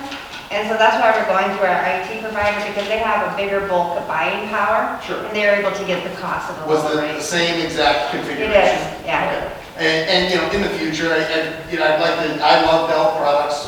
HP comes in a little cheaper as it relates to pricing. I trust what Sean did here. I just wanted to make sure I buy servers and equipment all the time. Yeah, this was both Sean's, but it was also Current Technologies, who's our current IT consultant, recommendation. And they probably do have volume buying power with Dell. All right, is there a motion to approve the purchase of the new Dell Power Edge R740 server with Current Technologies Corporation in the amount of $28,369.69? Yes, I thought we already knew. I did a motion. I don't remember. Yeah, that's okay. Is there any discussion? Well, yeah, Madam Clerk, please call the roll. Trustee Cabrio. Aye. Trustee Pazmino. Aye. Trustee Gray. Aye. Trustee Backel. Aye. Trustee Suisse. Number 12, is there a motion to approve ordinance 21-017, an ordinance adopting the Village of Homer Glen employee handbook, subject to review by the village attorney. I so move. Trustee Suisse, I'll second. Trustee Backel, discussion. I think this looks great. You guys did a great job on it. Quite long. That's, all the credit goes to Stacy. She rewrote the entire manual. Yeah, no, you did a great job. I didn't read it all, and it is long, but it's very thorough and It's concise. yes, thorough. it covers everything, so nice Yeah, job. very well, congratulations. Okay. Can't wait to see the podcast. Any other discussion? Madam Clerk, please call the roll. Trustee Suisse. Aye. Trustee Cabrio. Aye. Trustee Pazmino. Aye. Trustee Gray. Aye. Trustee Backel. Aye. Motion carries. Next, workshop. Presentation of the draft fiscal year 22 budget.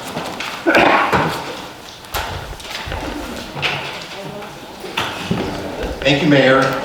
Matt's going to put the PowerPoint up. It's the same format as we've used the past few years. This is a legal document. It's required by law that we pass this pass, approve, and have it filed at the clerk's office by April 30th. So we're not just doing this to be responsible as we are. It is required by law. This is my 20th budget as finance director at the village. It is our 20th budget with a operating surplus forecasted. We've had 19 years of operating surplus spending. We've never spent more than we budgeted. So not only does the village prudently forecast their expenses and revenues, but it also manages at that level too. So I think the village should be proud of 2 decades of fiscal responsibility, and this is a pretty extraordinary budget coming out of the pandemic, so it's pretty good.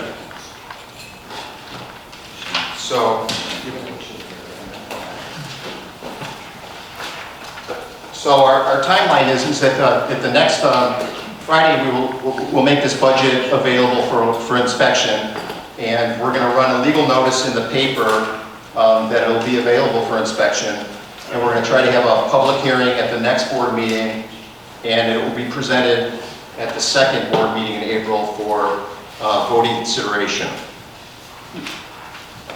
Our standard letter is pretty much, the significance of this is on page 2, which says that this particular budget draft presents a $41,000 operating fund or general fund surplus. The total expense budget, including all 10 funds, is about $25.7 million.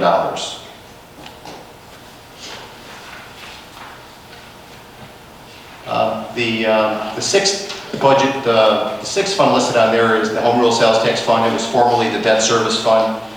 We paid that debt off last year in December. We did some interfund borrowing to make that happen, saved the village $450,000 plus, and now that fund really works as a restricted fund. It collects home rule sales tax, and it transfers the revenues to capital project and or general fund. And we'll get to that later. Same amount of funds as last year. This is just a chart of all our funds, revenues and expenses. The significance, everybody wants to know what your total budget is. That's the bottom number in the lower right corner. Our expense budget is $25.6 million. About half of that is capital project. The rest is general fund operating.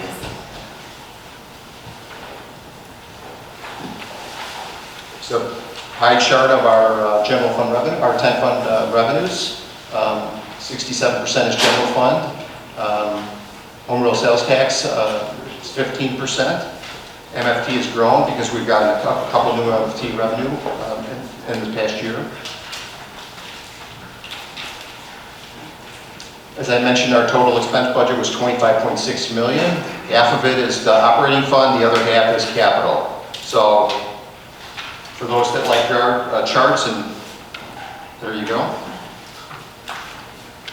Okay, the general fund, we anticipate the opening balance, fund balance, to be about $6 million. That's about 6 months worth of our operating expenses, which is the maximum level of our standard operating procedure for fund balances. So we're at our maximum.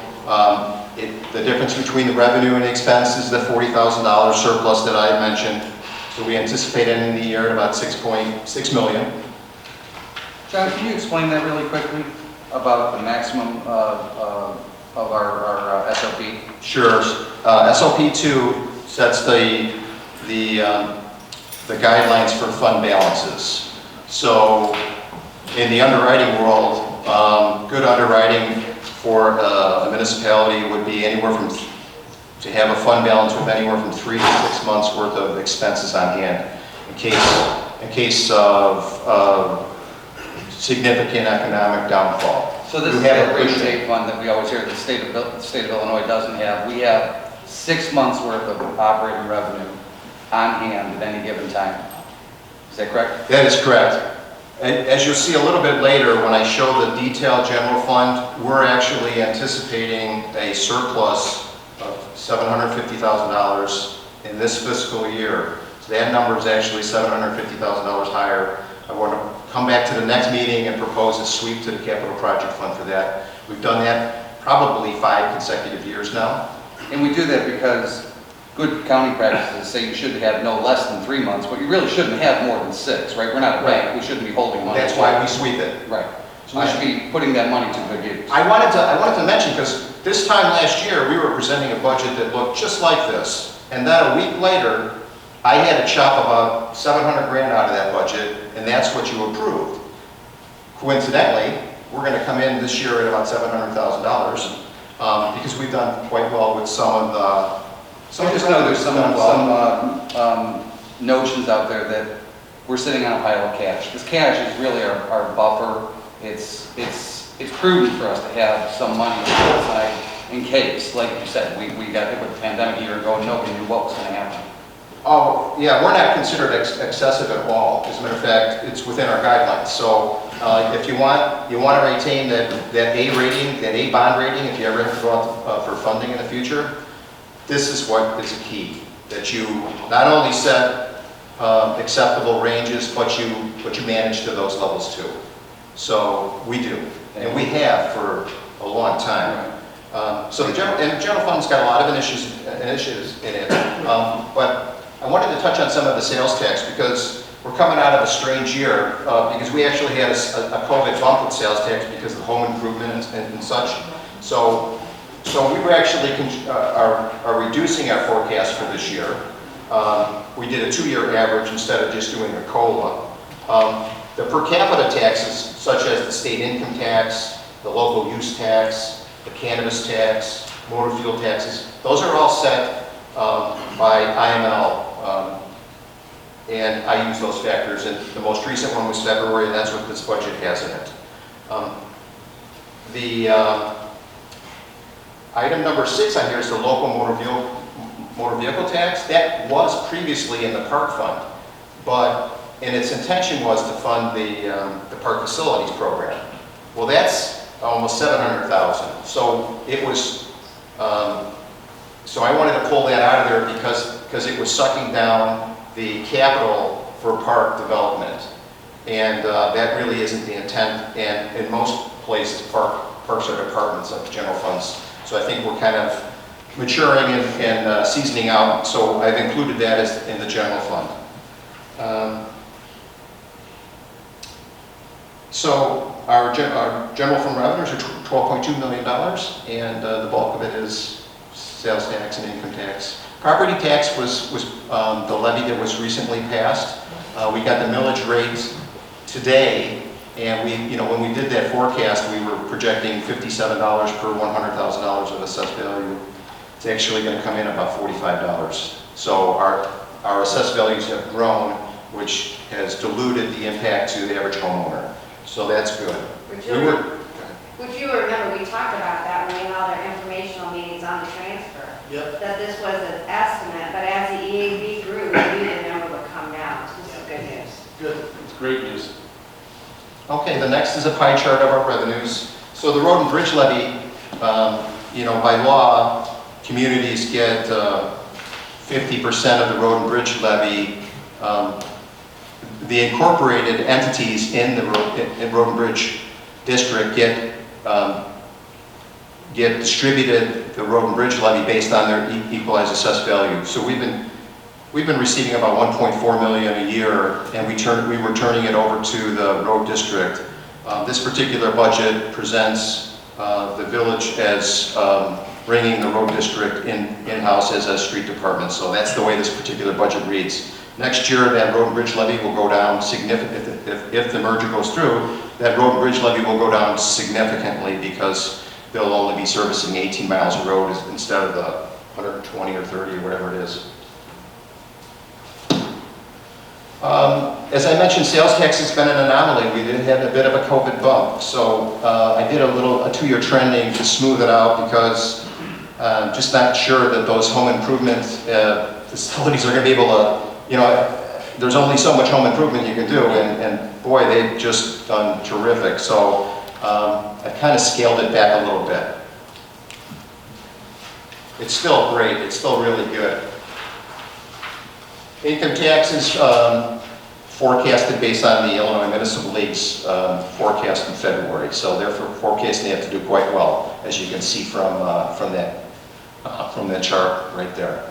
And we did great in 21 also. This includes the latest coming out of Springfield where they're talking about taking more of the LGBF. We have not done any sweeps. We have not forecasted any state sweeps. They were talking about a 10% sweep on everything. Will they do that as a machine gun blast to try to get what they want? Generally, it's something more restricted, more refined than that.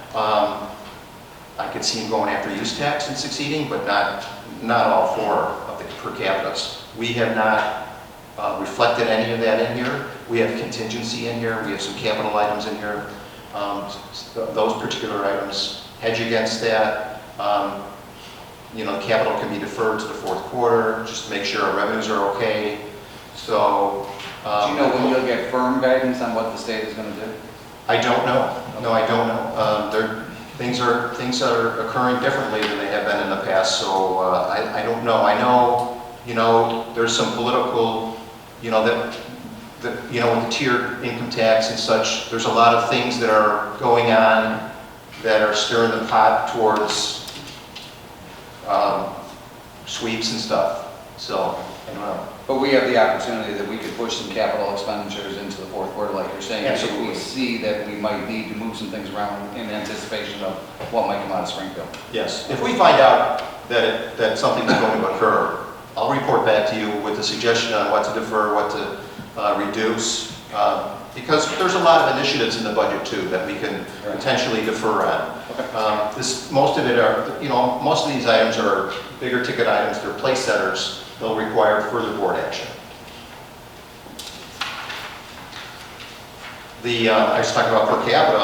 These are the 4 or 5 items that represent per capita, meaning the state collects it and they redistribute back to the municipalities based on your population. It's about $195 currently, which is way ahead of any year that we've ever had here. I had a little sliver on there for the cannabis excise tax. The village does not impose a local cannabis tax. This is the state's cannabis tax that they redistribute back to communities. Generates $1,000 a month. So, but this is also why we want to, the census was deferred. This is the poster child for everybody should be counted. Matters a lot. Major expenses by category, and of course public safety is on top. They've been that way since the existence here at the village. Personnel and benefits has grown quite a bit with the road district coming on. That used to be an intergovernmental agreement, now it's real, personnel expenses, supplies, contractual services, capital. So this is a new appearance for this budget. It's just for your illustration. I did want to note that we paid off Myers and Menards sales tax incentive agreements. We're forecasting a little bit for the recent incentive agreement that you passed. So the Menards and Myers has freed up, about $450,000. So another real positive from the financial standpoint. John, can I ask you a quick question? Sure. The public safety 4.5 million, that is strictly the Willoughby County Sheriff contract? No, we have some Opticons in there. The adjudication expenses are charged there. This is draft 1. Draft 2 is going to change a little bit. I just got the revised contract cost for next year. The sheriff's agreement we're 1 year in arrears. We pay the actual costs 1 year after the fact. So it's coming in, I was told it was going to come in at 360, it's more like 380 to 400. I got the cost matrix today, I haven't been able to dig in, but they have 4, 5, 6 unions, and then sometimes they go 2, 3 years out of contract. So a lot of things can create a spike in contract costs and in cost of law enforcement. I haven't been able to dig in yet and ask specific questions on it. And that specifically is the reason why I asked the question about that, because I wanted to try to figure out the escalator in the contract. Is it 7%? It would be on 4 or 5, but it's more like 3 or 4. No, it's over 9. Oh, it's that much? It was over 9, and on the next draft, I'll give you the history, and because we've done pretty well. We had a pretty sizable bump last year, but we had several years where we were pretty low, and that was because we went from an older law enforcement group to a younger law enforcement group. Okay. Consequently, the wages are less, because we're paying what we pay it, we're just 1 year off. And of course, that's the largest. I think they do great. It's just the fact a lot. I'm not questioning your work. Not to mention all the unfunded mandates that have come through that law enforcement has to do. So there's a lot of things that go into this contract. So it's reality. Yeah, no. It's expensive. I asked that question just simply to figure out the number. Okay. John, I have a question. Do you prefer that we interject while you're talking, or should we just wait to the end? I think you should. If you have a question, stop me. I'll try to address it right away. Please. Let's go back on some of that. As a matter of fact, as we get into the detailed pages, if you see something on there that looks out of whack to you, just stop and ask, and hopefully we can collectively answer your question. Good. Okay. Just another pie chart. Obviously, police contract was a large section, but Public Works is new on there, so that's it's changing. We're evolving. Onto the initiatives. As I had mentioned, we're bringing the local motor fuel tax into the general fund, pulling it out of the parks. The general fund also is going to include some program registration fees and also expenses. The current draft that you have does not have the program registration expenses, so that was my fault. It'll be on the next one. Hey, John, I had a quick question. Sure. For that first one, it looks like we changed, so the motor fuel tax now goes into the general fund. What's the reasoning behind it? Well, so the local motor fuel tax is estimated at about, let's say it's $500,000. It's a shade under $500,000. Its intent was to fund the park facilities maintenance. That's close to $700,000. So this year, currently, there's 2 departments in the park fund. There's a park facilities that's about $600,000 or $700,000, and there's park development. So in addition to the local motor fuel tax, there's also developer contributions that are restricted to park development. So we were, because the motor fuel tax was not covering the facilities portion of it, it was getting subsidized with park fund equity and developer contributions. And then also, going forward, the park staff is going to have CDL licenses, and there's going to be a lot of cross-tasking with the street department and the park department, and that's general fund, general fund. Makes sense, thanks. Okay.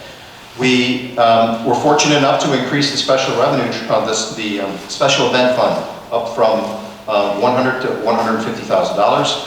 That's seed money for the expanded list of special events. You know, the last fiscal year, the one we're in right now, I mean, we didn't have the festival, so traditionally we've been very fortunate, we've been very successful. Generally, it increases the special event fund balance to do more initiatives. Didn't happen this year, so, and we're growing it. So I thought we should, you know, it seemed prudent to increase the transfer, the seed money for those events to occur. And that amount will follow what the chart of special events that we approved Yes. Last month or whatever. Yes, that's correct. And who oversees that? Would that be Matt who would oversee how some of that money is used instead of staff saying, oh, well, we want to do this and we're going to buy this? Sure, those expenditures would still be pursuant to the purchasing policies that are already on the books. Staff and managers would oversee the individual purchases and contracts for each of those events. Good. Doesn't the board approve the calendar of events? Yeah, you already did. The calendar we already did, yeah. So that's what's in the budget is the calendar of events. There may be a little place setter because there's always other things come up. So we might have a place setter for something else, but the board would be involved with approving that. Can I, go ahead, Keith. The only thing I'd like to add to that, to Sharon's point, is that, you know, it's a fair amount of money, and we leave it to the to either staff or to some of the committees to do some of those programs. And you know, while we approve the whole roster of events, certainly, and I know some of them are new, so we don't have any historical data, but certainly by next year we should probably be putting a number to those as well, an estimated budgeted number, so that we know that this line item that we're creating in the budget next year has a breakdown over these 20 roster Sure, projects. yes, yeah, we do have that information, so we can provide that. Yeah, I don't think we saw that when we approved the roster of events. So, you know, if there was some logic in that, certainly we should be given that and definitely make sure it's in next year. Absolutely, But yeah, if we'll we have provide this, that trended information. we should probably send it around to all of us too, so. Okay. Can I just ask a question? As someone who was not, I was not on the board when the last time that we had a fest. So I just have a couple questions. And not Carlo is not here, but that's okay. Maybe John, you can answer them. What does the fest typically cost us to run? The budget for the upcoming festival is $172,000. What do we? This year I have an extra $14,000 in for the 20th anniversary celebration. Generally, I budget the expense budget and the revenue budget are identical. I budget a break even. This village has been very, very fortunate to create surpluses from those festivals. Even with bad weather, they've done quite well. So that was my question. So this is not a losing situation for the village. No, someday you'll have a really bad blowout, but that's reality. But we have not, and so I do a break-even projection when we do the budget. Thank you. Also remember, you guys adopted the sponsorship program as well. The sponsorship program, excuse me, I'm getting a cookie, brings in a lot of money too to offset the cost of the special events as well.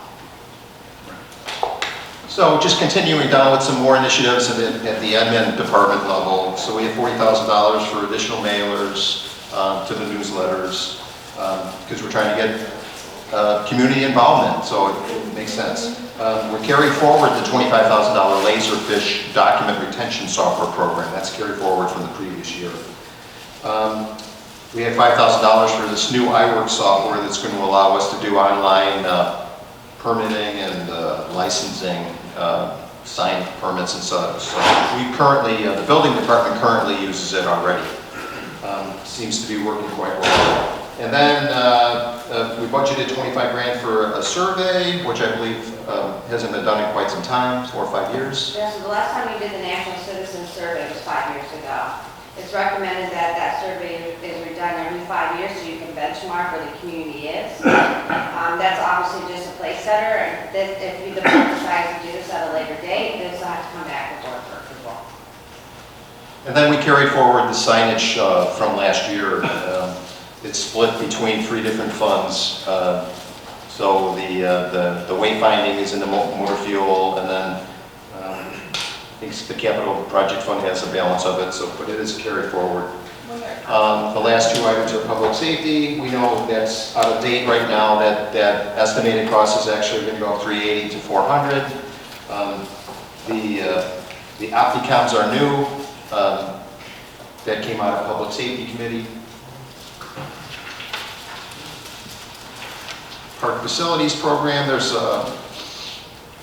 this is where we're going to do some repair to the Stonebridge tennis courts. They requested a part-time horticulture/arborist, and they have some equipment, some attachments to their maintenance equipment for $4,000, and a small vehicle for accessing trail maintenance, $15,000. And there again, the signage is rolled over. The Public Works, which is the new department, I want to point out that's not my budget. That is actual data from the highway district. I used the 2-year average with the cost of living. As you'll see, it's so much more comfortable using actual data than something else. We did budget a new snowplow. That'll be something that could be deferred. We had some resources, so we thought it'd be prudent to go ahead and put it in. It doesn't have to happen, but it's currently in. It would require board action if we were to move forward with it. Economic development has this $40,000 for. Previously, it was the facade and sign loan program. It's been around for at least 5 years. We've never had a taker. The Economic Development Committee wants to make it more robust, make it more useful. Right now, nobody's using it, so they're going to bring forward a recommendation to make a grant program for facade improvements and non-conforming sign compliance, about 20 grand a piece. It's place setter. The board's going to be engaged in that process as they bring it forward. And then the other category, we wanted to continue with these great decorations we've had that have been so nice to see all the people out there. That's $25,000. We budgeted $15,000 for Channel 6 camera and audio equipment. And then, John, before we go off that page, I have one question on bullet point 5 on the park facilities. $15,000 for a Toro GTX vehicle for trail maintenance. Well, I know we need to keep up with all of our trails and we'll need equipment for that. Something that I've always said to Village Manager Freiling, and I'll make sure that Acting Village Manager Walsh understands, is that I don't know why the word Toro is in there. That's very brand specific, and I've always said that we need to make sure that we're looking within Homer Glen. We now have Shorewood here, which does a great job for the community, and I want to make sure that we keep as much as we can local. If it's something that couldn't for some odd reason, then we need to know that why that is. But so if Toro is one of their brands and that's going to be purchased, they're great. But anytime I see something like that, I want to make sure that it stays here. Sure. Okay, that's a good point. I agree. And then continuing on is the detailed line-by-line budget for the general fund. This is where you'll see the trending. The column on the far right is the requested budget. The one just left of it is where we anticipate finishing this fiscal year, and then we have 2 years of actual trended data. Most of budgeting is done with trend analysis. Not so much revenues, big revenues, but the smaller things are trended data. I can only say on this particular page that the property tax is brand new and the local motor fuel tax is brand new.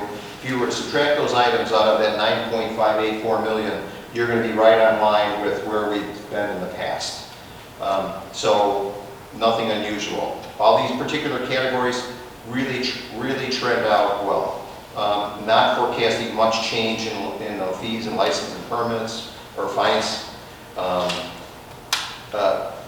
page 2, interest income, I just got a quote on a CD, 17-month, special promotional rate, 0.3%.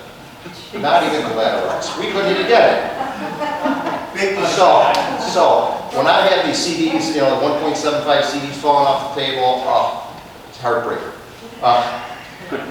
So obviously, we're gonna, we at one point were drawing in 200,000, 250,000 of interest income.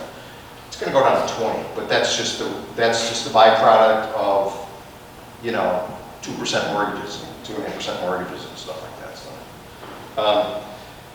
I did quick on those CDs. You led on those CDs, I would imagine, right? Yes, I haven't. They're just not enough anymore right now. So they're not. We haven't been reinvested in them because they're just. I can't go out 36 months on a. No, that's what I was going to say. You don't want to tie it up too long. Rates could change. No, we have a couple other high-paying insured pooled accounts that pay what a 17-month CD pays. Okay. So.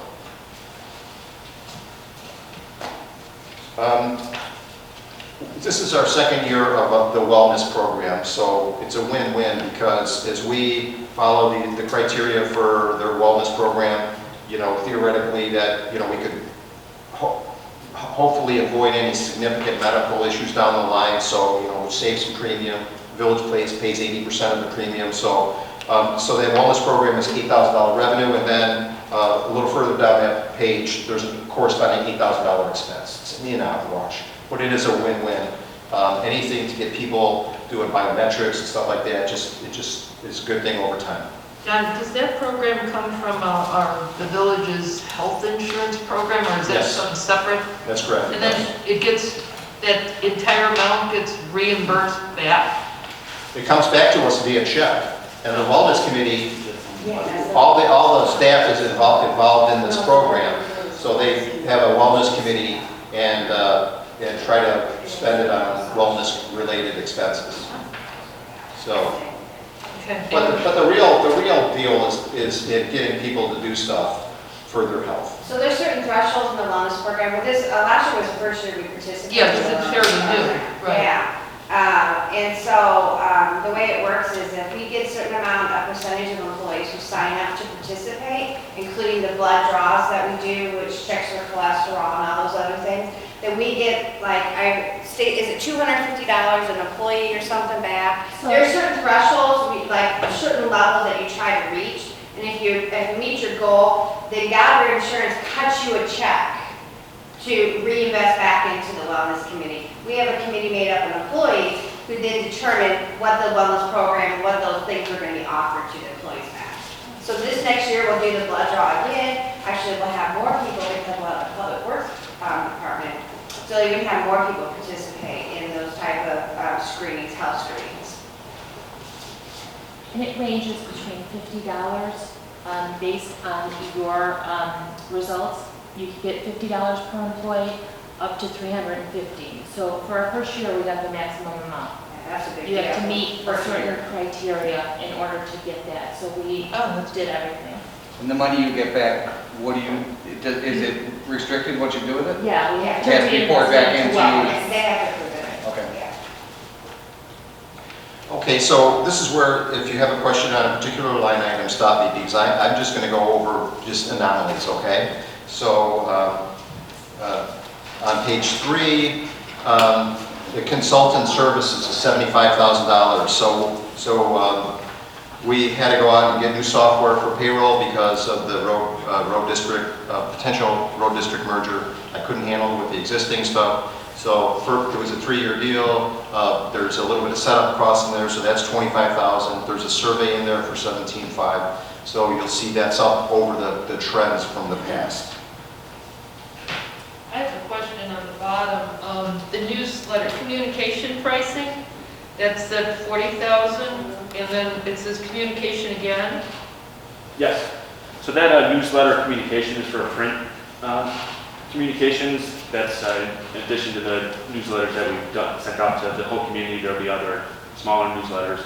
And then that second line on at the bottom, community communications, that is where we had that initiative for 15,000 and additional cameras. That's to kind of help bolster our offers and quality for Channel 6. help include some more upgrades to the boardroom before the meeting. We're also going to get $15,000 back for the first time from Comcast, because we have the Channel 6. They collect a fee for everyone who has Comcast, and then we get that back, and we're able to reinvest that money back into the Channel 6 program. Oh, nice. Okay. Okay, the top of the next page is the end of admin, and I wanted to point out that we had $30,000 in for office capital outlay. It's for the build out of the back room. John Robinson's group has been doing tearing floors out and putting new walls in. Probably saved $30,000 already, but to finish it, we're forecasting 30. And new trustee offices? It's called back there. So, and then the signage is 30. That was carried forward from the past. The $4,430,000 for public safety, that's going to be increased by the latest number.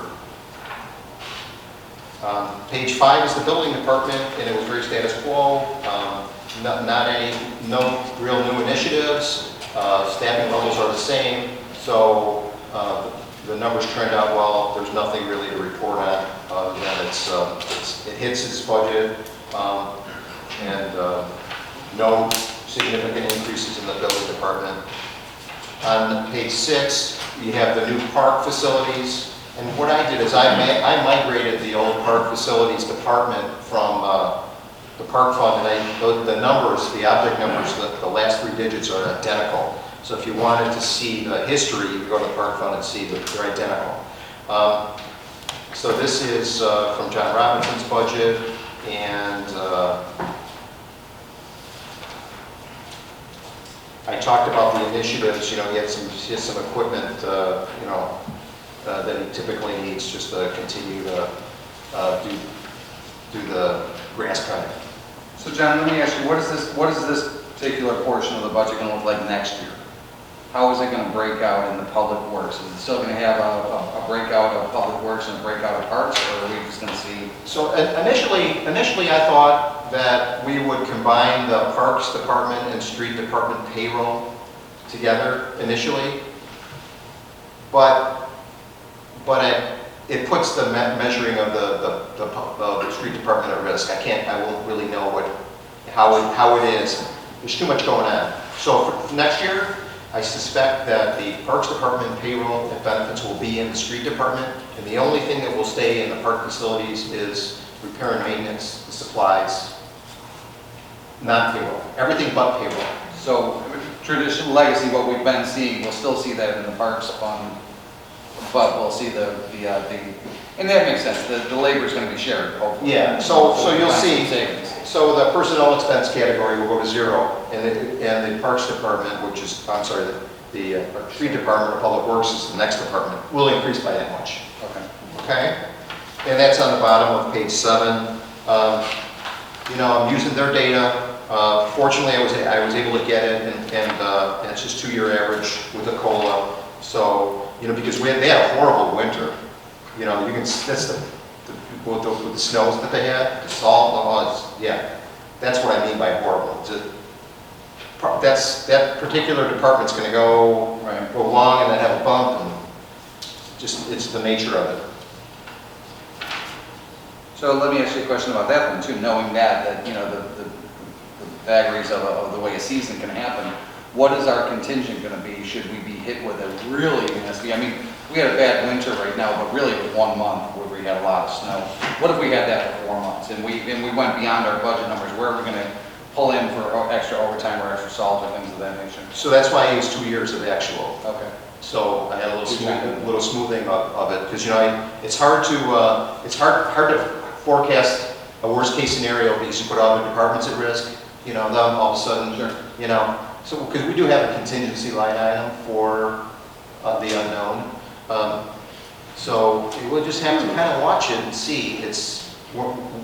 We never go super lean on the expenses. We're pretty tight on the revenues, but we're pretty fair on these numbers. These aren't super tight. We should be able to make these numbers. I did want to point out that the Public Works, just for the first year, the road resurfacing program is going to be paid for out of MFT. Next year, it's coming back into the general fund. It's a $1.2 million road resurfacing project. I didn't get the final numbers yet, but that's in MFT. Next year, it's going because the road district program, it was running at 4.5 million. So, we're not nowhere near that. So you guys will have to make the decision on how many road miles you want to do once you get the bid back. So if you look at page 9, it'll show that the requested budget for Public Works is $2,970,000. That does not include the $1.4 to $1.6 million road resurfacing and engineering for the road resurfacing. That is more realistic with what you've been getting. And just for reference for the page numbers, we have two separate, the slideshow is 27, and there's 9 up in the corner for the budget, so just so you know, we're on page 27 at the bottom, 9 up on the top. I saw some confused looks, so. I'm sorry. Thank you, Matt. I appreciate it. Going back to 26 then, go back to 26. Okay, so you see the projected line items, and then you see the requested budget 2022. Yes. So the projected is a lot smaller, so why is it all showing zeros? Like there's no variance, there's no increase there or decrease there. Because you're projecting at 1,600 and then all of a sudden the budget request is 12,000. So wouldn't that show like a 10% more increase? How do you work, how does that work? I think the math is that it's taken the requested compared to the prior year's budget. The prior year's actual? Yeah. Because the prior year's actual is 0. Well, like for contractual service, the top of page 26 shows the contractual service category at $568,634. That's 60% of the budget from last year, the $1,425,000. I think it might be. Okay, I believe that's the math here on this. There's no trending data. If there's no trending data, there can't be an increase or a decrease. Correct. Yeah, that's correct. Yes, that's correct. Okay. So on page 27, we talked about the plow. We put that in there just in case, we need it. I'm not sure we're going to need it, to be honest with you. I don't know. I don't know. Based on the information that Mike DeVito shared with us, he was going to purchase 2 snow plows, and then he pulled that back. There are 2 that are of the older quality who are starting to have more repairs need to be done. If you guys do decide to purchase the snow plow, though, there's a 6-month lead time to get it ordered and outfitted. And so that's just something you need to remember. So, and when we're talking about snowplow, we're talking about the entire truck. Yes, that's not just the plow. No, that's why there's 6 months lead. Okay. So you buy the truck and then you work with a separate contractor to then equip it with the equipment. Okay. Economic Development Department is pretty much status quo, except for that $40,000 facade sign, non-conforming sign. Other than that, it's really the same. Although last year we did that loan program. We're starting to get in the last month we got 4 or 5 people paying on it. Also at the last meeting we extended the due date. It's in May of next year. So they're still paying on it, which is good to see. Planning and zoning. I think the only thing different on that one is the consultant fee of $15,000 is for the iWork program to take online permits for signs. On page 29, EMA trends, there's nothing unusual there, except on page 30, there's a budget of a request of $20,000 to replace I think a 17-year-old Explorer. So he doesn't know what he's going to get in place of it, probably as much as he can for that budget amount, but it's a place setter to replace a very old EMA unit. And then the other category is where we have the repair and maintenance at $95,000. near the bottom right corner is the roof, $65,000 for this roof, and some door frames, $15,000 for door frames. Everything else in that line item is recurring, but those are two big anomalies. And then, We're talking about the roof on this building? yes, that's correct. Yeah, because there was a big jump from 5,000 to 90-some thousand there.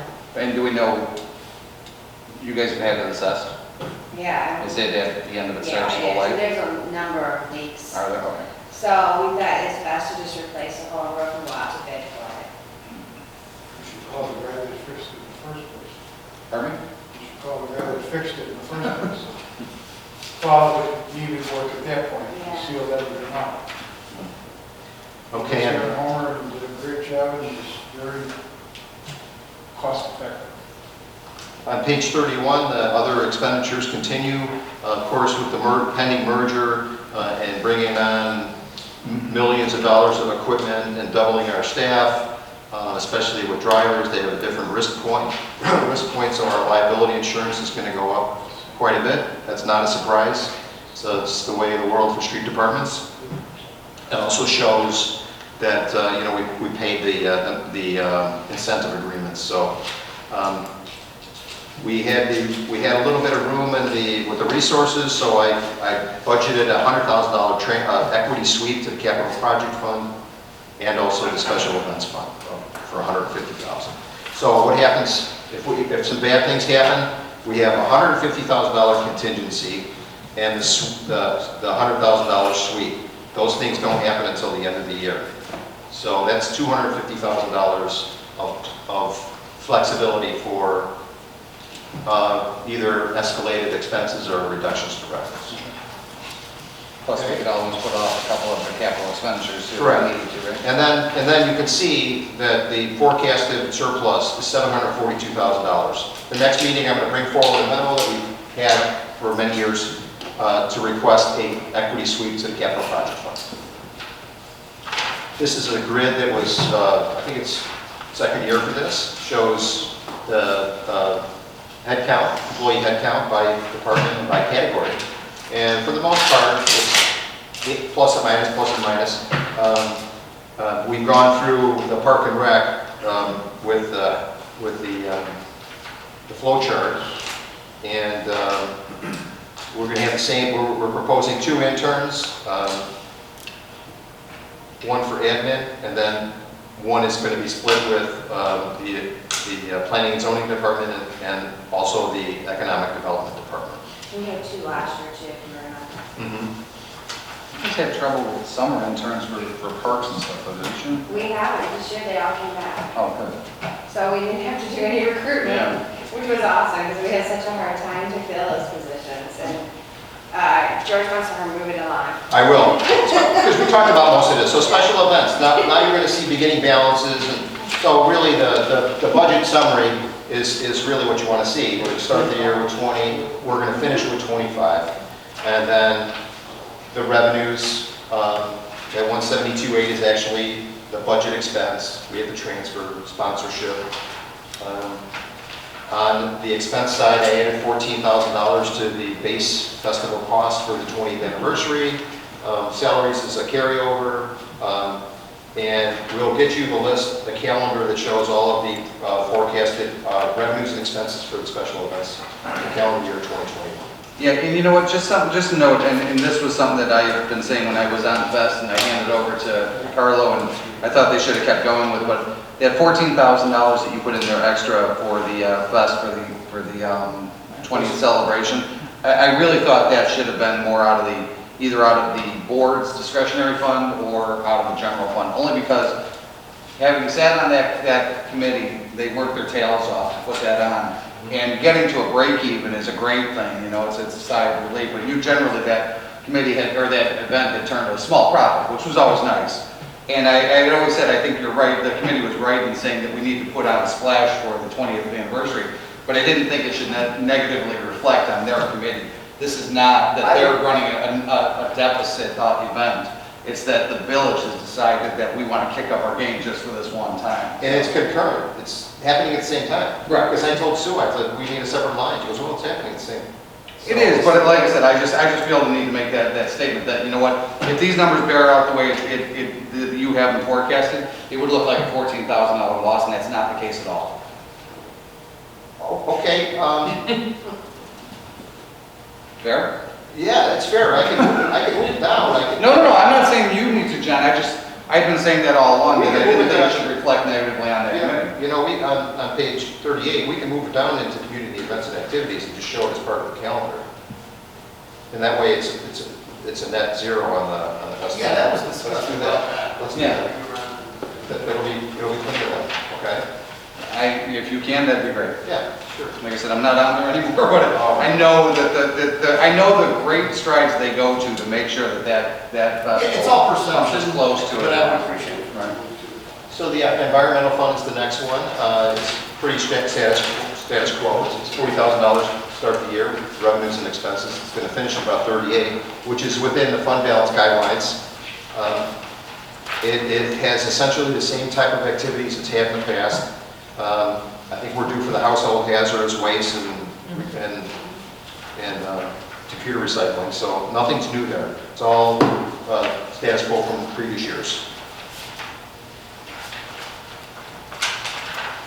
Water management was new last year, and we actually got a recapture fee of $275,000, so great starting fund balance for that. And so it's primarily going to be to build sanitary sewer consumption and maintenance. So it's going to evolve into something pretty significant. It's not yet, but it's going to. And the money's there, and we'll continue to get recapture and impact fees from it. So that's good.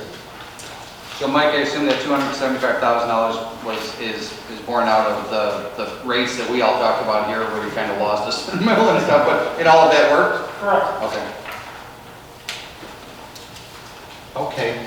The next fund is the motor fuel tax fund. Oh, John, I just have a quick for my own, going back to 49, just the maintenance on the lift. Where is that lift station located?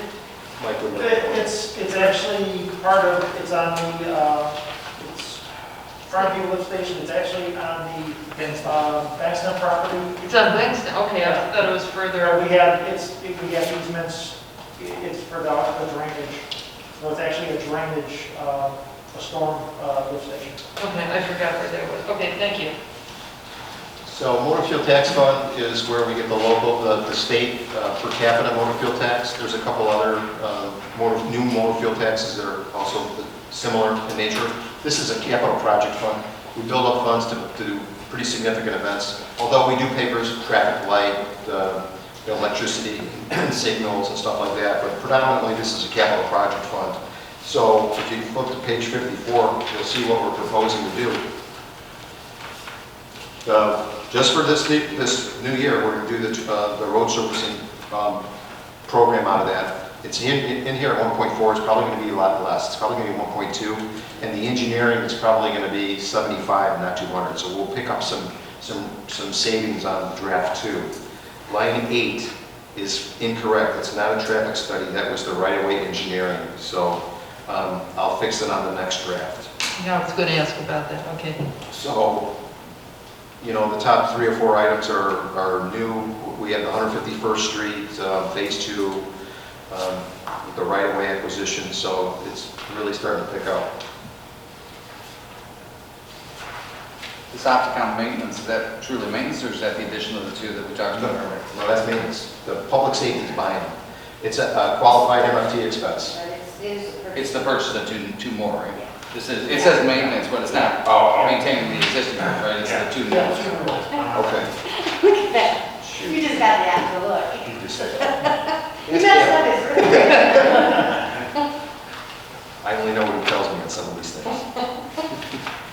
So home rule sales tax, previously the debt service fund.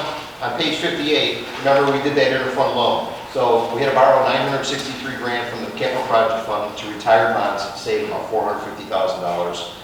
Worked like a charm. And then what we're going to do with this SOP2 fund balance guidelines is I'd like to recommend that this particular fund maintains a 3-month balance, 3 months worth of annual sales tax, home rule sales tax is a fund balance. So that's what I did here. 821 is about 3 months worth of home rule sales tax. It's good. It's a good foundation for going forward. Hate to see spend it all at once and then miss your mark next year. So I think this is a really safe thing. Next year it might go up to 900, whatever. You'll be able to transfer everything out going into the future. Okay? Because the fund balance is really just going to change a little bit. And is it going to just be the previous year's HRST? Or yeah, so an average or anything? So if you flip it forward a year, we're going to have like 2.8 or 2.9 home rule sales tax with potentially 2.7 million of capital project transfer. And the ending balance will be 900,000. Right. Okay? You guys are going to amend your SOP for that, though? Yes. Park and Recreation Fund, it's really the Park Development Fund now. Does that SOP have to be amended before this budget's adopted, or can that be anything? I'm gonna bring it to you at the next meeting. The amendment to the SOP? Yes, yes. So this, what do we have here? So the revenues are the restricted developer contributions. Remember we talked about we were kind of subsidizing that with against the facilities costs, so now it won't happen. So 60,000 of projected revenue. The initiatives are the Heroes Trail West Extension for $525,000. Currently not grant funded, but we're going to try to get some grant funding on that. And then we have a play center of $250,000 for park improvements or replacements. Play center to be really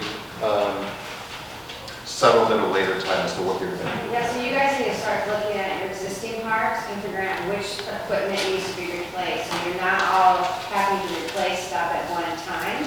So this is a place setter for you guys to then have that conversation and make that policy decision on which part is in need of repairs or refurbishment or replacement of equipment. And this money can be used for that. I'd also like to add that, it probably, I'd like to add some language that says, for the first bullet item, the budgeting 525 for Heroes Trail West Extension, that if we either get grant money. Pending grant approval? Well, no, not pending grant approval, but if we get grant money or if we come in under budget, that money gets swept down the line too, and we increase the amount of money for neighborhood parks. Without a doubt. Without a doubt. So we keep all of that money within that pool, but we just use it for neighborhood parks. Instead of just kicking it back like to the general. Well, that's the beauty of getting rid of the facilities portion of this fund. Now it's true development. Right. But I'd just like to see that in there, that if we either have a savings, if we're under budget on the actual building of it out of our own pocket, or if we get grant money that offsets it, then we take that and we increase the neighborhood park portion. Okay, we'll have to enhance that a little bit. Anybody else? Okay. Capital Project Fund, quite a few initiatives there. Item 1. Item 1 is the sanitary sewer extension. And this actually it would qualify under the American Rescue Act stimulus that we're potentially going to get. So that's the $3.1 million that we've been notified of. That's going to come through the second CARES Act money. We're not sure how it's going to come to us, whether it's going to come from the state to the county or from the state directly to local municipalities. But they also have restrictions on what you can use it for. Replacing lost revenue is one of them. Obviously, we were very fortunate to not have that. The other one is public infrastructure, but not streets is not permitted. So a lot of these capital projects that you're looking at in terms of extensions of additional utilities to serve future areas of the village, you can actually use that money on this. That's not factored into this right now, but it could be. Great. And it's going to free up this money. There was another layer for public safety. I think there was 3 layers. We didn't meet the first one. Third one, it was definitely something we could obligate projects to make sure that we get the money, because the state's going to fund it. they can claw it back if you don't spend it correctly. So I don't have it in here as a revenue yet, but I think the next draft is going to show the American Rescue stimulus in there. Would that be inclusive of cameras for public safety for parks? I don't know, you know, they're still refining what the guidelines are. I don't think anyone really knows, and we don't know what other restrictions the state or the county might put on it. From an administrative standpoint, we want big projects. Well, we're going to do this and this. Well, no, I know, and this is not that big, and I'm sorry, I don't want to read this point, but just keep note of it that we did want to do facial recognition and all these other things. That's not for next year. No, I know, at some point though, in the future.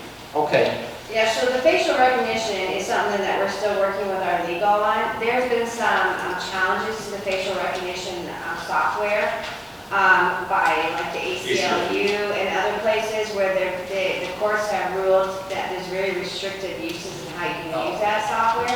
It may not be worth the investment if you can't use the software. Right, so Eric's looking into that for us. And Trustee Caprio, we have Initiative 7 here, includes money for additional cameras, depending on how that plays out with the facial recognition. That could be spent on Gooding Grove Park or some of the other neighborhood parks that have been kind of vandalized in the past. So that's where that number comes from. Okay, thank you. Okay, so just continuing on the list, we still have a preliminary number on the cul-de-sac, it's 1.6. I think we'll be getting new numbers on that. I don't know. Rob's bid right now on that. We have $750,000 of grant funds to be applied towards that project, so that's great. Item 3 is this capital contribution for the other governmental agencies that are part of the road district. It's a to be determined amount yet. We don't know. It's being negotiated. We had some sidewalk work, Bell Road, 151st to 159. That's in conjunction with Will County's Bell Road project. The streetlight retrofit program, plus we're also going to get about 21 grand from ComEd on that. Another extension of this sidewalk, 151st and Martindale. And we have the cameras with software on here. And then the last one is some more sidewalk work. So that is all of the initiatives for the capital project fund. It gets money via transfer. It doesn't have a designated revenue. All of the money essentially in the future is going to come from home rule sales tax. That's really where it got its money from in the first place anyway. All these sweeps from the general fund were from the home rule sales tax in the early days. Tree replacement, status quo, replace setters. We're just hopefully the program continues to thrive and we can get more trees to the residents. I didn't want John Robinson to be hindered by an amount. I told him, make it 75. I'm sure it'll come in way less, but there are resources to do tree replacement at that level. Of course, it would require board approval. And then the bond fund is the last one. And if you go to page 79, there you go. So we start the year with about $5 million.